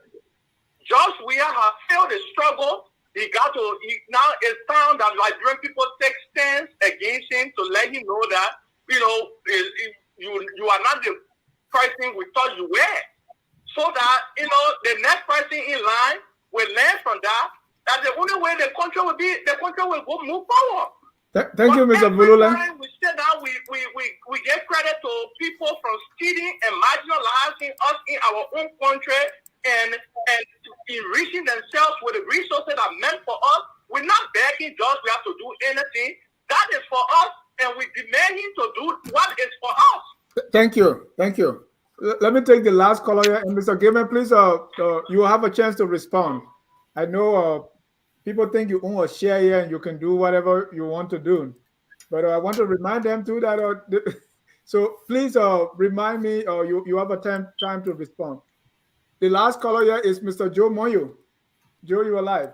Yes, yes, sir. Look, another good program. I think it's unfair to Mr. Fagon for holding to the standard that Mr. Sharif and Mr. Gamer was trying to hold him to. Mr. Fagon served pretty much as the public relations officer of the government. That's what that position was. If you equate it to a parallel American position like spokesman at the presidential spokesman, his job was just to promote, but not to question government. So his job, he was pretty, I hate to put it that way, but he was like a parrot for government policy. So to hold him to the standard that he had to leave his first to go and investigate, that's not how it works. And how do I know that? 10 years of my life was dedicated to journalism in Liberia, the United Kingdom. That's what my degree is in, mass communication. So no, you don't ask a government spokesman, say, oh, why you didn't investigate this? No, you don't do that. That's why Karim Jean-Pierre, who's the spokesperson for the government, whatever the government decides, she says it. She parrots government policy. So that's not the job of Mr. Fagon to leave and go and investigate every text that comes in his way. No. All you did is just to read what they gave him. Thank you. The press is there to question it. That's their job. The journalists, they can go and say, okay, what you said, Mr. Fagon, we investigate. That's what they call investigative journalism, mock raking. You go and you do your investigation to know Fagon didn't tell us the truth. But his job was a government job. He was a government spokesman. Thank you. Thank you, Joe. So, okay. Thank you. Okay, good show. Thanks. All right. Mr. Gamer, I promise you. Go ahead, your response. Unmute, sir. Unmute. He's sleeping. I have no, for the public information here, just came to this platform. I own no ownership here. I barely know these guys. I was invited here by a very personal friend of mine, the late Edward Doe, and I like what they were doing. He likes my politics. From the time I was working with the Barack Obama folks, and he wanted me to be a part of what he was doing, and I came on. According to this young man, being a Republican is a sin. I am a proud Republican, and I am I have a talent that anybody can use. I was a Republican when I worked for Barack Obama. They knew that. Everybody knew that. So there's no problem. Now let's talk about communication here. I did not expect my brother, Mr. Moyu, to say anything else. He's a supporter of the ANC. So we understand that. He will say what he said. Know everybody affiliation. Because I know. Remember, we are all friends now. We're not just on here. We are all friends. You can't love him long, oh. You can't love him long. You're talking about Mr. Vulule. He mentioned that the president may not be able to run the party, but the next person in line. But remember, he did not mention who that next person is. This is the same thing that has afflicted most of you folks. They would never tell you what a candidate can do. They would say somebody else, somebody else. And the reason that the opposition, there is no opposition in Liberia. Opposition is a conglomeration of people with a common value and shared value. They come up with a synchronized message. Yesterday, you saw about 7 different messages. This doesn't sound well as though there's an opposition. The ANC says something totally different. The Unity Party says something different. In fact, they call themselves the elitists, and the lady had problem reading her own script. Then we have the ANC. In fact, I like what the information minister said. He said he wouldn't even respond to comment because comment is a joker. based on his political when you say his political Naivety. Yeah. yes, his political naivety, his inexperience, his lack of knowledge about governance. He wouldn't even consider that it's a joke. But he already responded to him. Excuse me, man. When I'm talking, I don't let people interrupt because when you were talking, I sat supinely. This is the root of debate. I went to the University of New Jersey. I'm a scholar knight. Then I went to Vassar High School. I am a debater. I listen to it and I take notes. So when thank you, Mr. Gibbon. Yeah. Thank you. No, listen. No, you told me to respond. Yeah, let me respond to Mr. Camo. Mr. Camo said, you should kick me from this platform. This is an opposition that is saying these people are not in power yet and they are trying to deny free speech. This is what we are talking about. Look at Yeke Koluba. This man can say whatever he wants to say. Nobody bothers him. But here I am saying something and they are saying you should kick me off this platform because they don't like what I say. This is bad. Thank you very much. Thank you. Thank you so much for your response. And no, we don't kick people out. Mr. Gibbon mentioned the ANC and the opposition. Because they have a contrary view. At this time, I will go around the room for your closing and whatever. How you go for closing when I respond to the things the minister say against the ANC and the opposition? Well, you can. Baba, I'm saying whatever. No, but you can't. You can wrap it up. Closing statement. I don't want to keep you beyond 2 hours 30 minutes.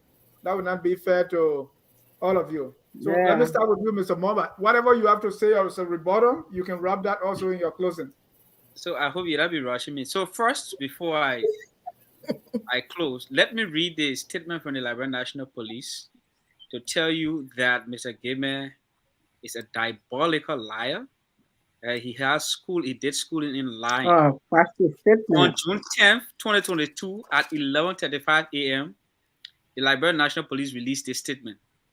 It reads, the LNP arrests man 32 for alleged sodomy.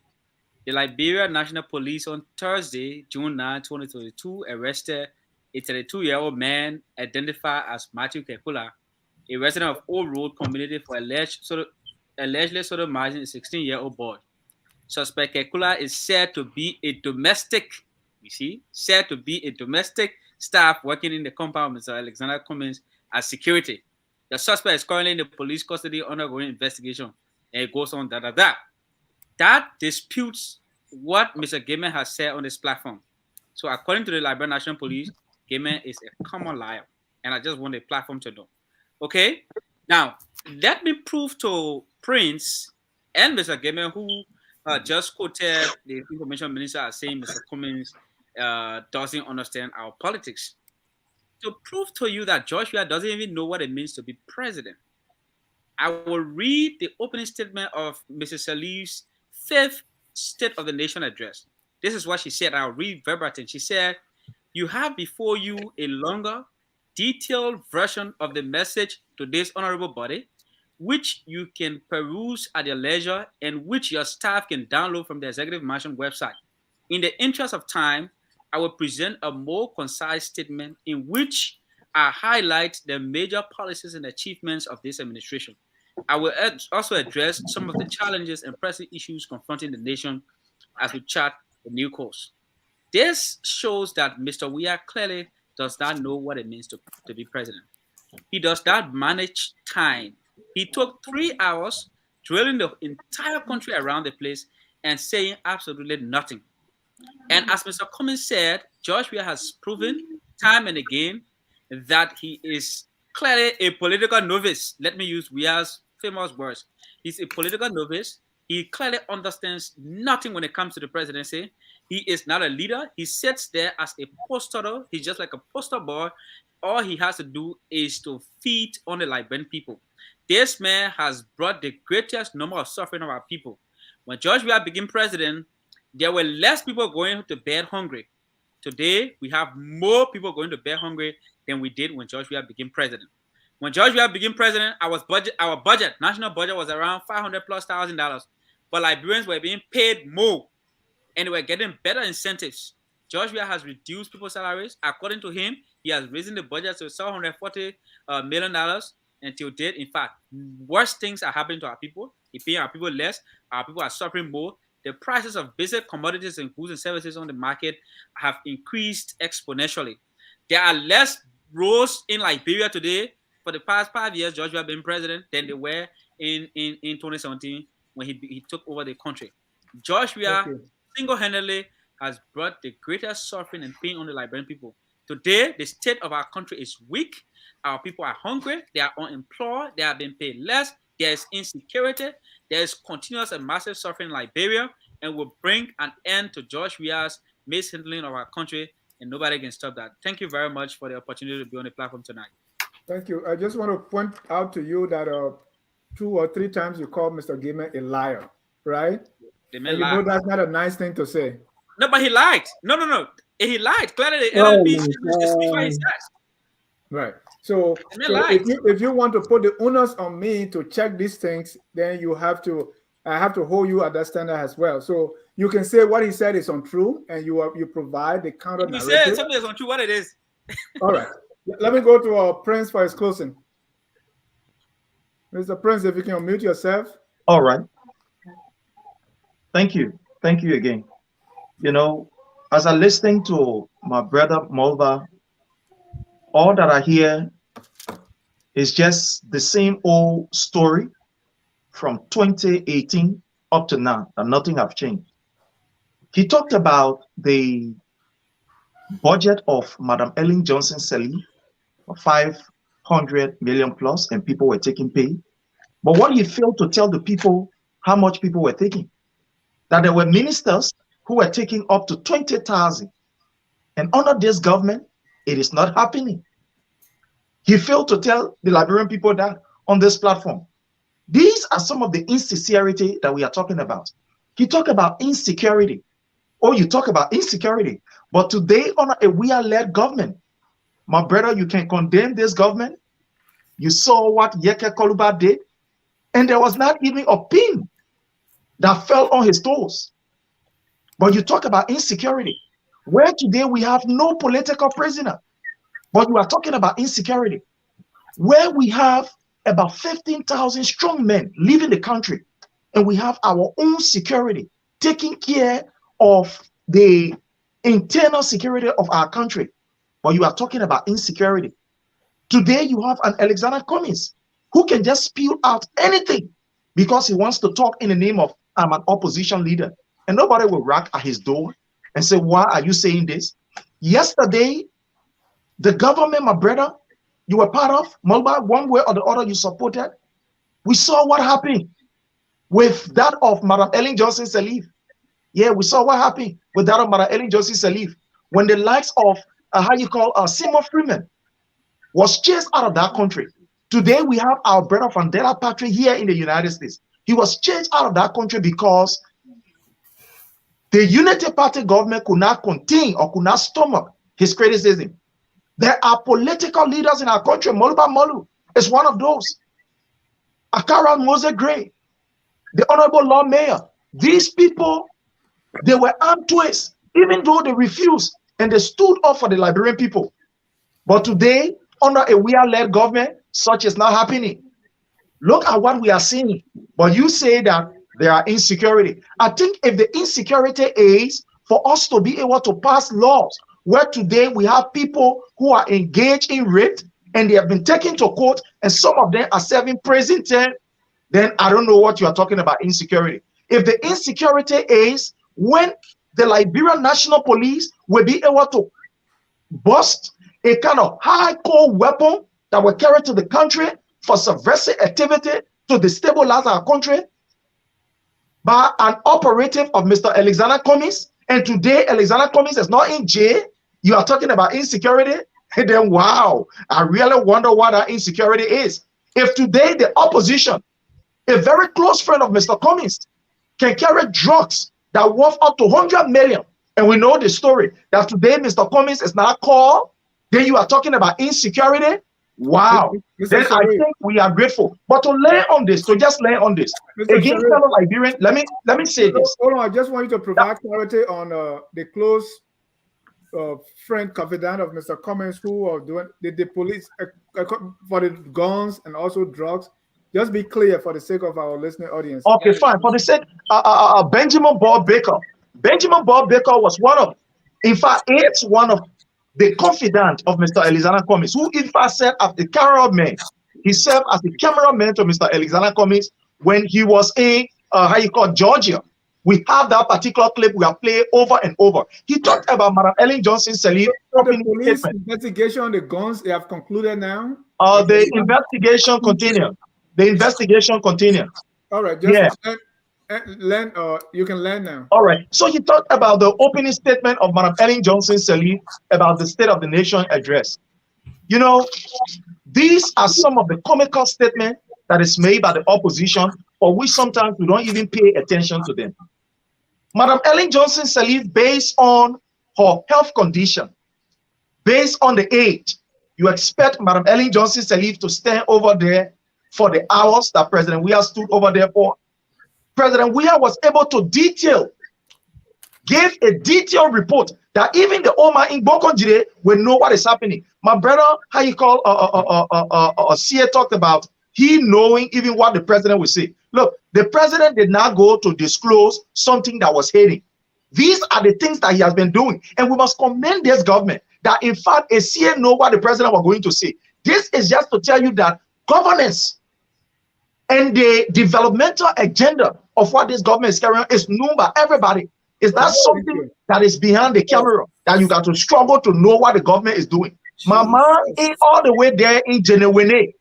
Man Flow can be able to tell what is happening. So these are some of the things that we must commend this government for. Today, as we speak to learn on this, because I know my time is over, to learn on this, we want to say to the Liberian people, with all of these developmental initiatives that this particular president is carrying on, the building of roads, the building of hospitals, we got TVET facility being erected in the county. Today, we are talking about putting program in place to be able to take our brothers, the disadvantaged youth that we refer to as Zogos, from on the street. These are the tangible housing units and etc. These are the tangibles that the Liberian people will look at to vote for this president in 2025. Now are we? Now somebody was struggling with behavior. Up to now, he has not able to tell us the pattern that his behavior on. Then you want us to take our country and entrust it with somebody who got behavior problem. He even solved the behavioral here first. Before he will solve the almost 5 million people problem. You talking about Joseph Human Boyka that is sick, that his health is giving him problem, that the people will go get our country to. No, we gotta be serious around here. Thank you, Prince. We gotta be serious. No, I come into a conclusive level. But you will not conclude now. All right, let me go to Alice. Yeah, I know, man.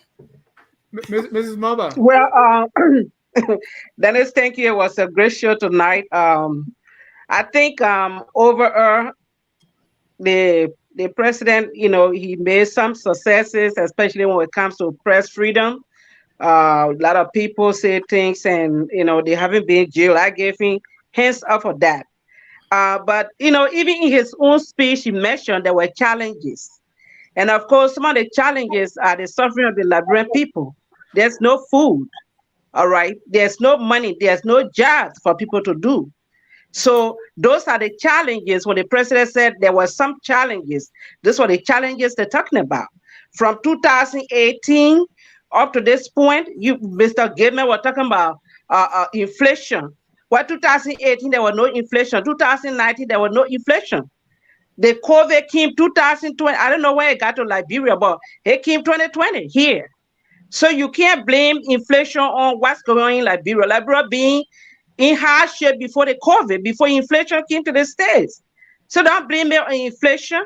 So if the president can admit that there were challenges, you should not be the one to be attacking people on the show because they said there were some challenges. And yes, some of the challenges are what I named. So you're talking about your egg. Yeah, America got inflation. People, things are costly. But Liberia's hardship is not based on what is going on in the United States. It been happening for quite some times. And I want you to understand that. So, like I said, all over, the show was good. And next time we'll meet. Thank you. Mr. Jero. You are muted. Try to Thank you for inviting me tonight, and I will take advantage of this time always to be here. I wanted to go back to the people that attacked Fagon for not saying the opposite of what the government official said. His position was Deputy Minister for Press and Public Affairs. That means he was a public relation officer. And in public relation, you put your right foot out and your left foot in. No public relation officer is on duty bound to tell the ugly deeds of the government. You tell the people what is right about the government and the opposition and worry about what is wrong. It's completely professional. It's media.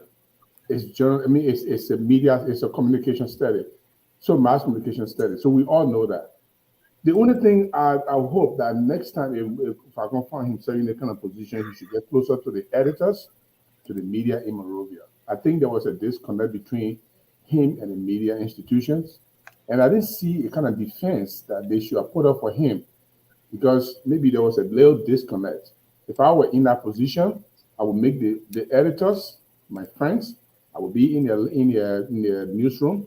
I would be having lunch with them, and they will know me. And if anything happened, I will be the first they will call to clarify the story. I think in Fagon's situation, it didn't happen. And I hope that next time, if he gets into that position, he should make the media his friend because that's actually the position that he was occupying.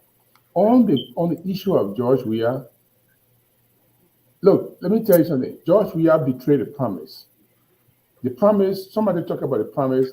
I think it was Mulba Kessel who said, the people of Liberia put themselves in the shoes of George Weah. They thought that he meant well. Joshua didn't promise and Prince. Joshua didn't promise anything. And the people elected him. So it doesn't matter whether you promise or you don't promise. If the people realize that you have done nothing, they will make the change that they made to elect George Weah. He failed twice. The Liberian people were magnanimous. They voted for him the first time, he didn't win. They voted for him the second time, he didn't win. The third time, he won. So they trusted him, but he betrayed the trust. You're talking about Zokos now after 6 years, and you put in program in place to remove the street. I think it's belated. I think let's give that challenge. Let's give that to Councillor Tiamon Say Gongo. And I say again, in the entire political, and I will wish that Mr. Fagon, Mr. Keseli, Madam Mulba, G-Talk, you guys should come behind Gongo because he's the only person who maintains a credible, clean, and a very, very tangible objective to carry Liberia to where we want it to be. Every other politician in this race now have been tested, either been tested and failed, or they have not been tested. He has been tested and failed to come out dirty. He has always been clean. Thank you. So if there was an opportunity for George Weah to go against Cummings, it would be a tough match for Cummings because Nima will go beyond George Weah. If there was a runner-up between Boakai and George Weah, it will be a tough match for Boakai because Nima will go beyond George Weah. But if it's a runner-up between Councillor Gonglo and George Weah, the rest of Liberia will go beyond Councillor Gonglo because they know him. The student community know him. You talk about Mulba Molu, we released Mulba Molu from jail. You talk about Akaros Gray, he released Akaros Gray from jail. You talking about Jefferson Koji, he released Jefferson Koji from jail. He released opposition politicians from jail. He stood for students. He stood for the workers. Anyone today, if you were going to cast a ballot and you did not cast a ballot for Councillor Gonglo and cast it for any other person, you just made George Weah a second-term president. But if you make George Weah and Councillor Gonglo to go one-on-one, we are retiring George Weah immediately. And let's look at that and act on it. And Mr.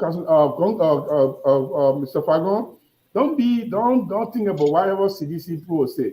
Come and join Gonglo. We will make a space for you. We'll welcome you and we'll work together. Mulbaka said, come, you are strong man, come to us. Thank you, Mr. Jero. Thank you. Let us go to Mr. Fagon for his closing. Weah. Thank you for having me, Mr. Jar, and let me say thank you for the invitation to Team Gonglo, Mr. Jero. Our people have a say, they say, when you know Fula man, you will call him Jalo. Let me just say one thing. Do you know hold on, Jero. ACFR? Hold on, Jero. When I left ACFR, you came to ACFR. So my man Peter was telling me, he said, go and meet Fagon, that's your brother. So you know we have a long way to go. Thank you, Mr. Jero. Let Mr. Fagon continue. You know, I am still a member of the G7, and I'm the only person that is not in the media, even now actively, and still a member. And if you doubt what I tell you, go ask Afonso Tue, Stanley Siko, Dean, Philibert Brown, the leader. They will tell you what Fagon did working with them. I'm the only man I was allowed in the dark room, and I'm the only man allowed there even to today. No official government can go in that room, only Fagon. I built that relationship. Even now, I'll be attending the book ceremony of Rod Dessier, all at his expense. Ticket, hotel, and everything will be at his expense.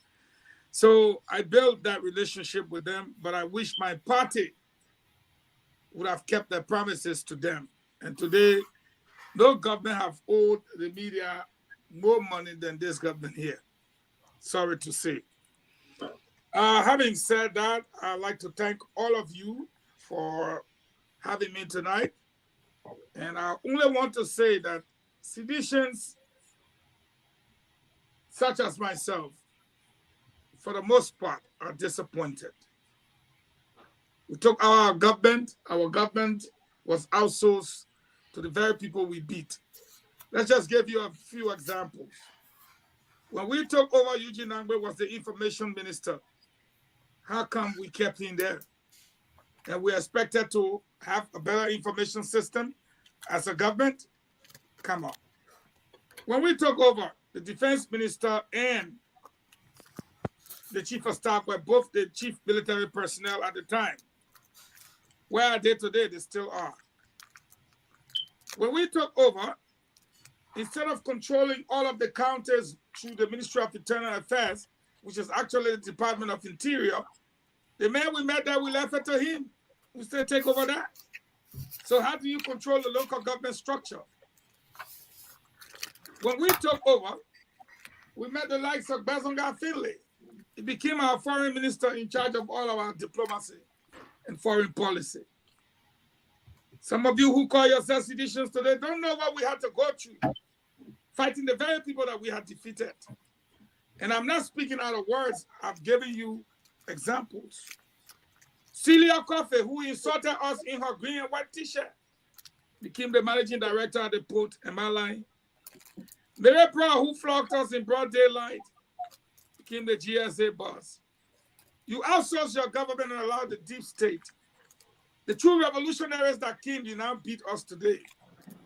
But God not being God and not sleeping, you have lost every single elections. And for me to sit here today knowing that you will lose and not tell you that you are on the path to losing, I'll be misleading you. Because if you enter Lofa today, it is not your camp. I don't need to tell you about Prince Johnson. It is not your camp. I don't need to tell you about Bond County that drove your president, your vice president out. It's Enrique Topa and Prince Moi. It is not your camp. I don't need to tell you about Bapolu, Daniel Nyatin, and Potokane. It is not your camp. Should I tell you about Basso, Liberty Party, Nyomri Kanga, and Jonathan Kaipe, the two senators? It is not your camp. You will not win Monserrato. If I decide that I will continue, even where I says, with Francis Pay and Commander, we said, where do you stand, seditions? Why are you fooling yourselves?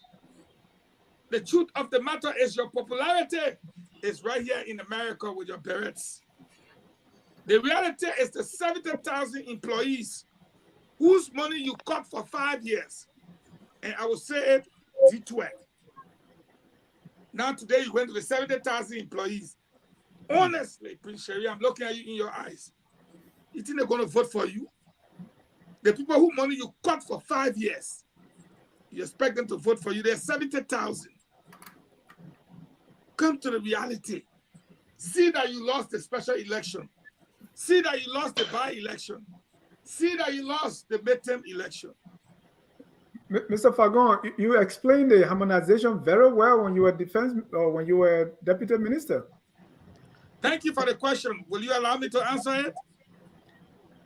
Because apparently I think Jeru have wasted his time enough tonight trying to tell you, as government spokesman, you are there to propagate government's program, policies, and projects. All right, I got it. Let's move on. So when they tell you that IMF says the only way they will give us money is unless we reduce our wage bill through a process called harmonization, what do you go tell the Liberian people? Even at that, we were told that nobody will make below minimum wage. What did we find out quite recently that I blew the lid on? Was indeed people were making $45. That was not meant to be. You heard the president. So why was it for 5 years? Who was eating the money? So again, I said to you, my job was to explain that. All right. But it has happened. So who's going to pay the price for it? Eugene Fagon? I'm not on the ballot. The man that will pay the price for it is already feeling it, not even reaching the ballot box. Tonight, I can confirm to you that James Barney, Alex Tyler, I had a conference call. Up to 11 o'clock, nothing, and they're not sure anything will happen tomorrow. Prince Johnson is gone. And you and I know in my closing right now, if you cannot win Lofa, Bom, Nimba, Magibi, Bassa, and Monserrato, you don't need to check the ballots. You have lost the elections. Those counties are 3 times more than any other county sitting anywhere else on the map. I respectfully submit the CDC is on a collision course, and if they're not careful, they will lose. Thank you. Mr. Gaiman, you're closing, sir.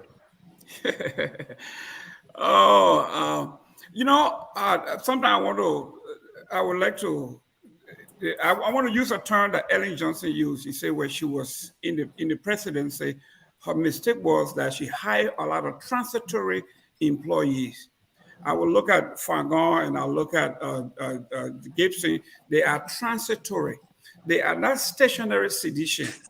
If you talk to Mr. Fagon, I think you get the video is around. Mr. Fagon is a Uri man. That Uri was going to run for presidency. If Uri didn't run, Fagon was going to run for the presidency.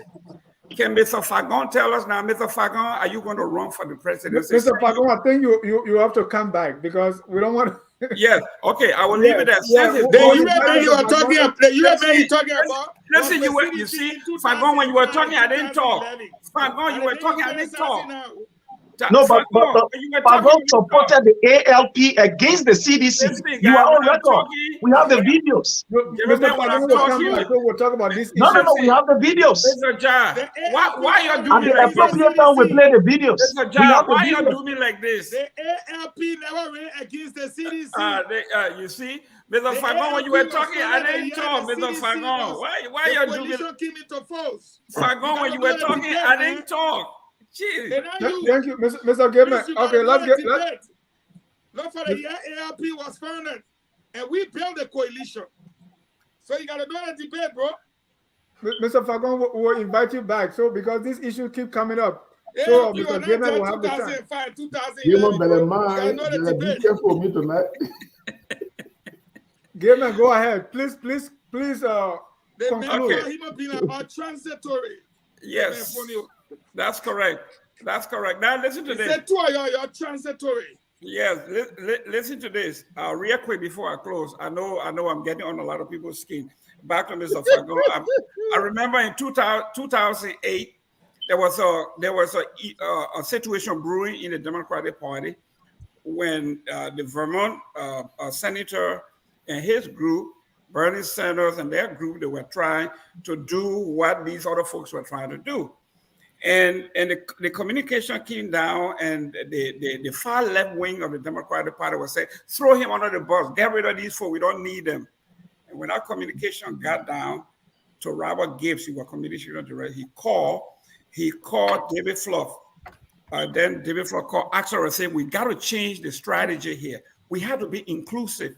We cannot throw these people away. And they went and changed that. I'm saying this to say, if Fagon have had any managerial skill, he would have understood that when you come into government, you don't clean everybody, fire everybody, and bring everybody in. This is what they call management.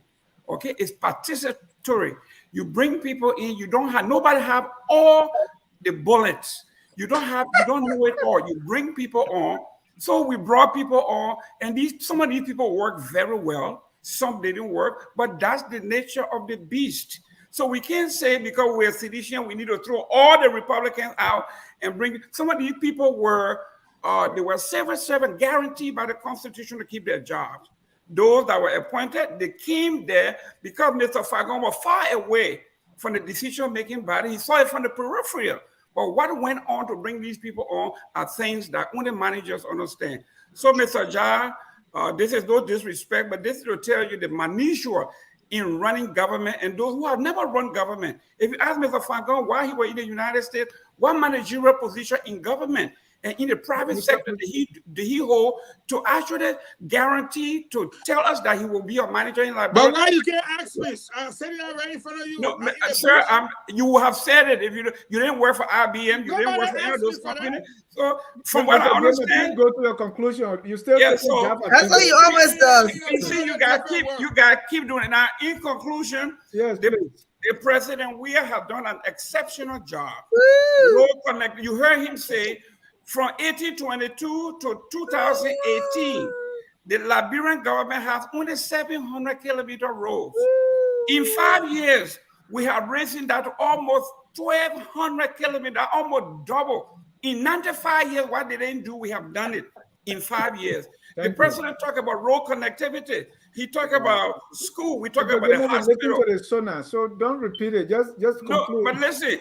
The objective of communication is to repeat, like the Bible says, faith cometh by hearing and hearing by the word of God. You have to repeat that communication. That's what we have done. It's for us to highlight those things that he had done. Even the Cummings man, when Cummings got COVID, when COVID grabbed Cummings, where did Cummings go? Cummings went to the 14th Military Hospital that saved his life. Look at that. And you say he didn't do anything? The man was coming to America to stopping and saying to the that's not true. The man got proved that he went to the 14th Military Hospital, and when he got out, he praised the services of the 14th Military Hospital. You are talking about park and recreation. These are the signature pillars of city building. You guys build a city for 200 years. You never build park and recreation. This president is doing it. We are talking about utilities. Utility is back in the country. Water in the central Monrovia for the first time in 25 years. What else do you want the president after the war, electricity today we have. Thank you. Let me go to G-Talk for closing. But before that, we want to our man Evans was watching us on the live on the big screen, and he want to share the picture with us. If you are watching us on the big screen via YouTube, please don't hesitate to send us your photo. Tomorrow is the Liberian History Channel at 7 p.m. Your presenter Carl Famula and Jabari will be here, and I will be hosting the topic. This is the Black History Month. We'll be discussing Pan-Africanism Manifested. You don't want to miss the Liberian History Channel right here on Focus on Liberia. Mr. Anthony, you will be last. Let me get to G-Talk. Glendy, please tell the people you all the thing Goodman saying that you the one pushing. Listen, this has been a wonderful show. I enjoyed myself every minute of it. I thank you that Mobile came and joined us. We begged for you to call Mr. Gaiman, and he came on. And of course, Eugene Vagon, I appreciate the fact that you came on. I always like to follow my closing with Mr. Gaiman, because every time I think about something else to say, he gives me the meat to close on. So I'm going to close from everything that he said. A little bit of that, he imprints. So in 2022, Liberia was known as the 7th poorest nation. 7th poorest. and somebody concludes Liberia, the whole Weah trajectory or the whole Weah era, 4 things they said that has happened during the Weah time. Abuse of power, number 1. Waste of public resources, number 2. Institutionalized thievery, everybody stealing. Mockery to the poor, the hungry, the marginalized, leading me to the topic of the so-called. Even before CDC came into power, one of their strongest goals was to get our marginalized people to go and parade for them, to go and join their marches. But we hear here tonight that even though they helped President Weah gain momentum by popularity and having people behind him in marches, there's still the last thing that President Weah thought about in his entire candidacy as a president, that in his 6th year is when he's now remembering that there were Zocos that needed him to help them.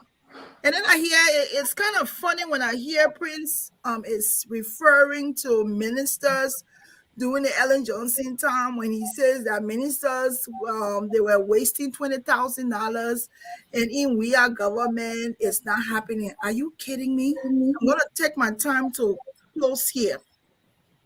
You have McGill that took a loan of $200,000 that built from the government? That built his grave, his mom's grave, for almost $50,000.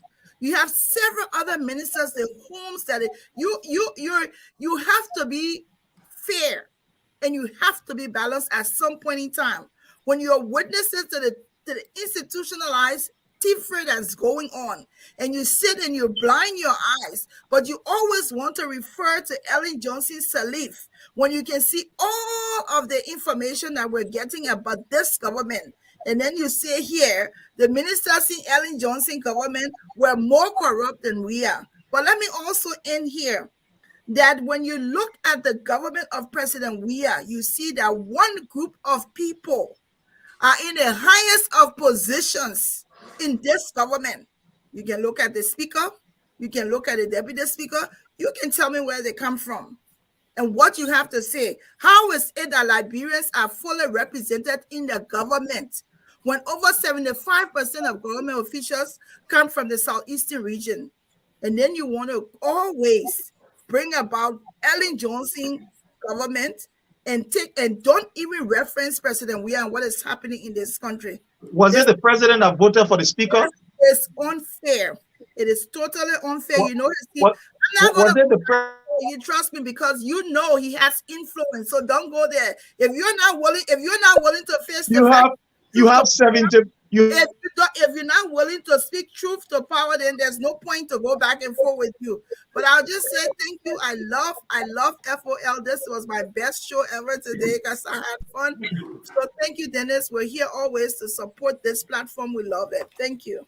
Thank you, Mr. A point of injection. Let me just make a point of injection. You talk about Thank you, Prince. You had your time. I want to say a very big thank you to each of the panelists tonight and to the viewers who stay with us throughout. The issue of printing t-shirts, every sedition knows that is something they never did when they started.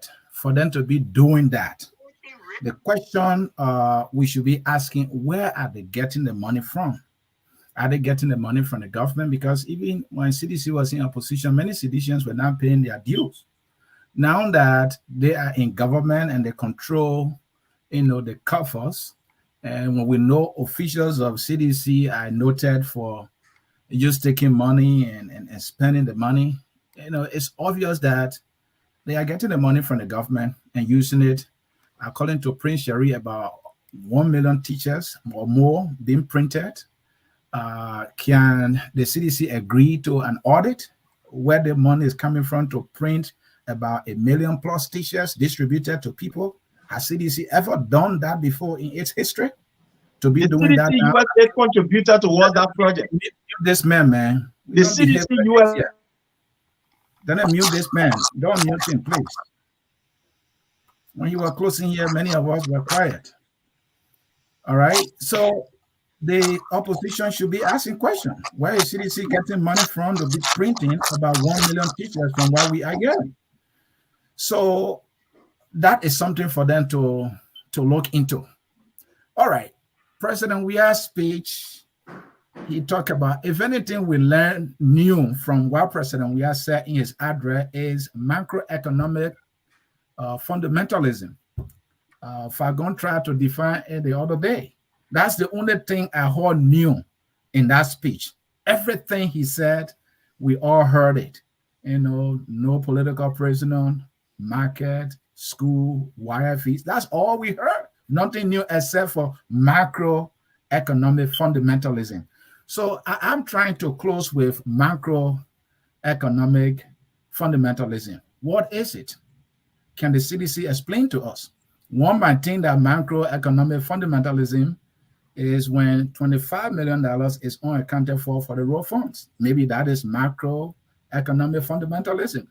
When about $30 million in stimulus package for COVID-19 ended in fiasco, they promised rice, they promised oil, they promised free water, they promised free electricity. My brain is fresh on this one. They flock people to stay indoor, and some people never even got a green of rice. Maybe that is macroeconomic fundamentalism. $11 million for what you call subsidy for rice is another bookers money up to that. Even the commerce minister said, I don't know about it. It was in the budget. Some legislators even don't know about it. Maybe that is macroeconomic fundamentalism. Now we talk about the president's office, the Ministry of Presidential Affairs to be exact, is getting or got $20 million in the 2022 budget. That is more than the judiciary branch of government. That is more than the agriculture ministry. This government is preaching agriculture. That is even more than the youth and sport. The president wrote on the backs of the youth. That is even more than the University of Liberia budget. They say they are sponsoring the University of Liberia, putting more money there. That is even more money than the Ministry of Gender and Social Protection. The president is, he prides himself as what do you call a feminist in chief. Now, then there's another macroeconomic fundamentalism I want to close with. Maybe is the issue of passport now here in the U.S. Now, instead of us getting a passport now for $265, maybe macroeconomic fundamentalism is for you to increase it to $325. Maybe the CDC need to explain to us, because some of us don't want to be guessing here. Maybe Prince Sherry can do that the next time he comes to the debate. I mean, it has been a wonderful show. I just want to kind of ponder on what is actually macroeconomic fundamentalism. I may be right, I may be wrong. They need to tell us. On that note, I want to say thank you to all of you for availing yourself tonight. Always focus on Liberia, where we educate, we elevate, and promote all things Liberia. I want to thank our viewers for staying with us, calling in, commenting, and being part of the show. Even those who will watch later, we say thank you so much. We really, really appreciate it. For some reason, our Facebook is not sending out notification or enough notifications. So if you are, anytime you are watching, please don't forget to share the show. Whatever the glitch is or whatever the attack, whatever it is, it may be fixed in the future, or we can fast and pray. But I want to say thank you again for coming and supporting us.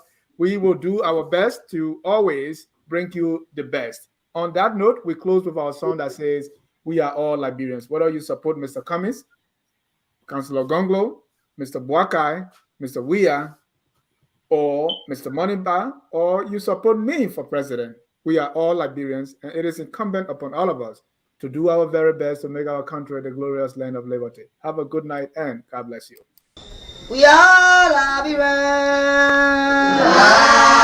Liberia is our home. Liberian people.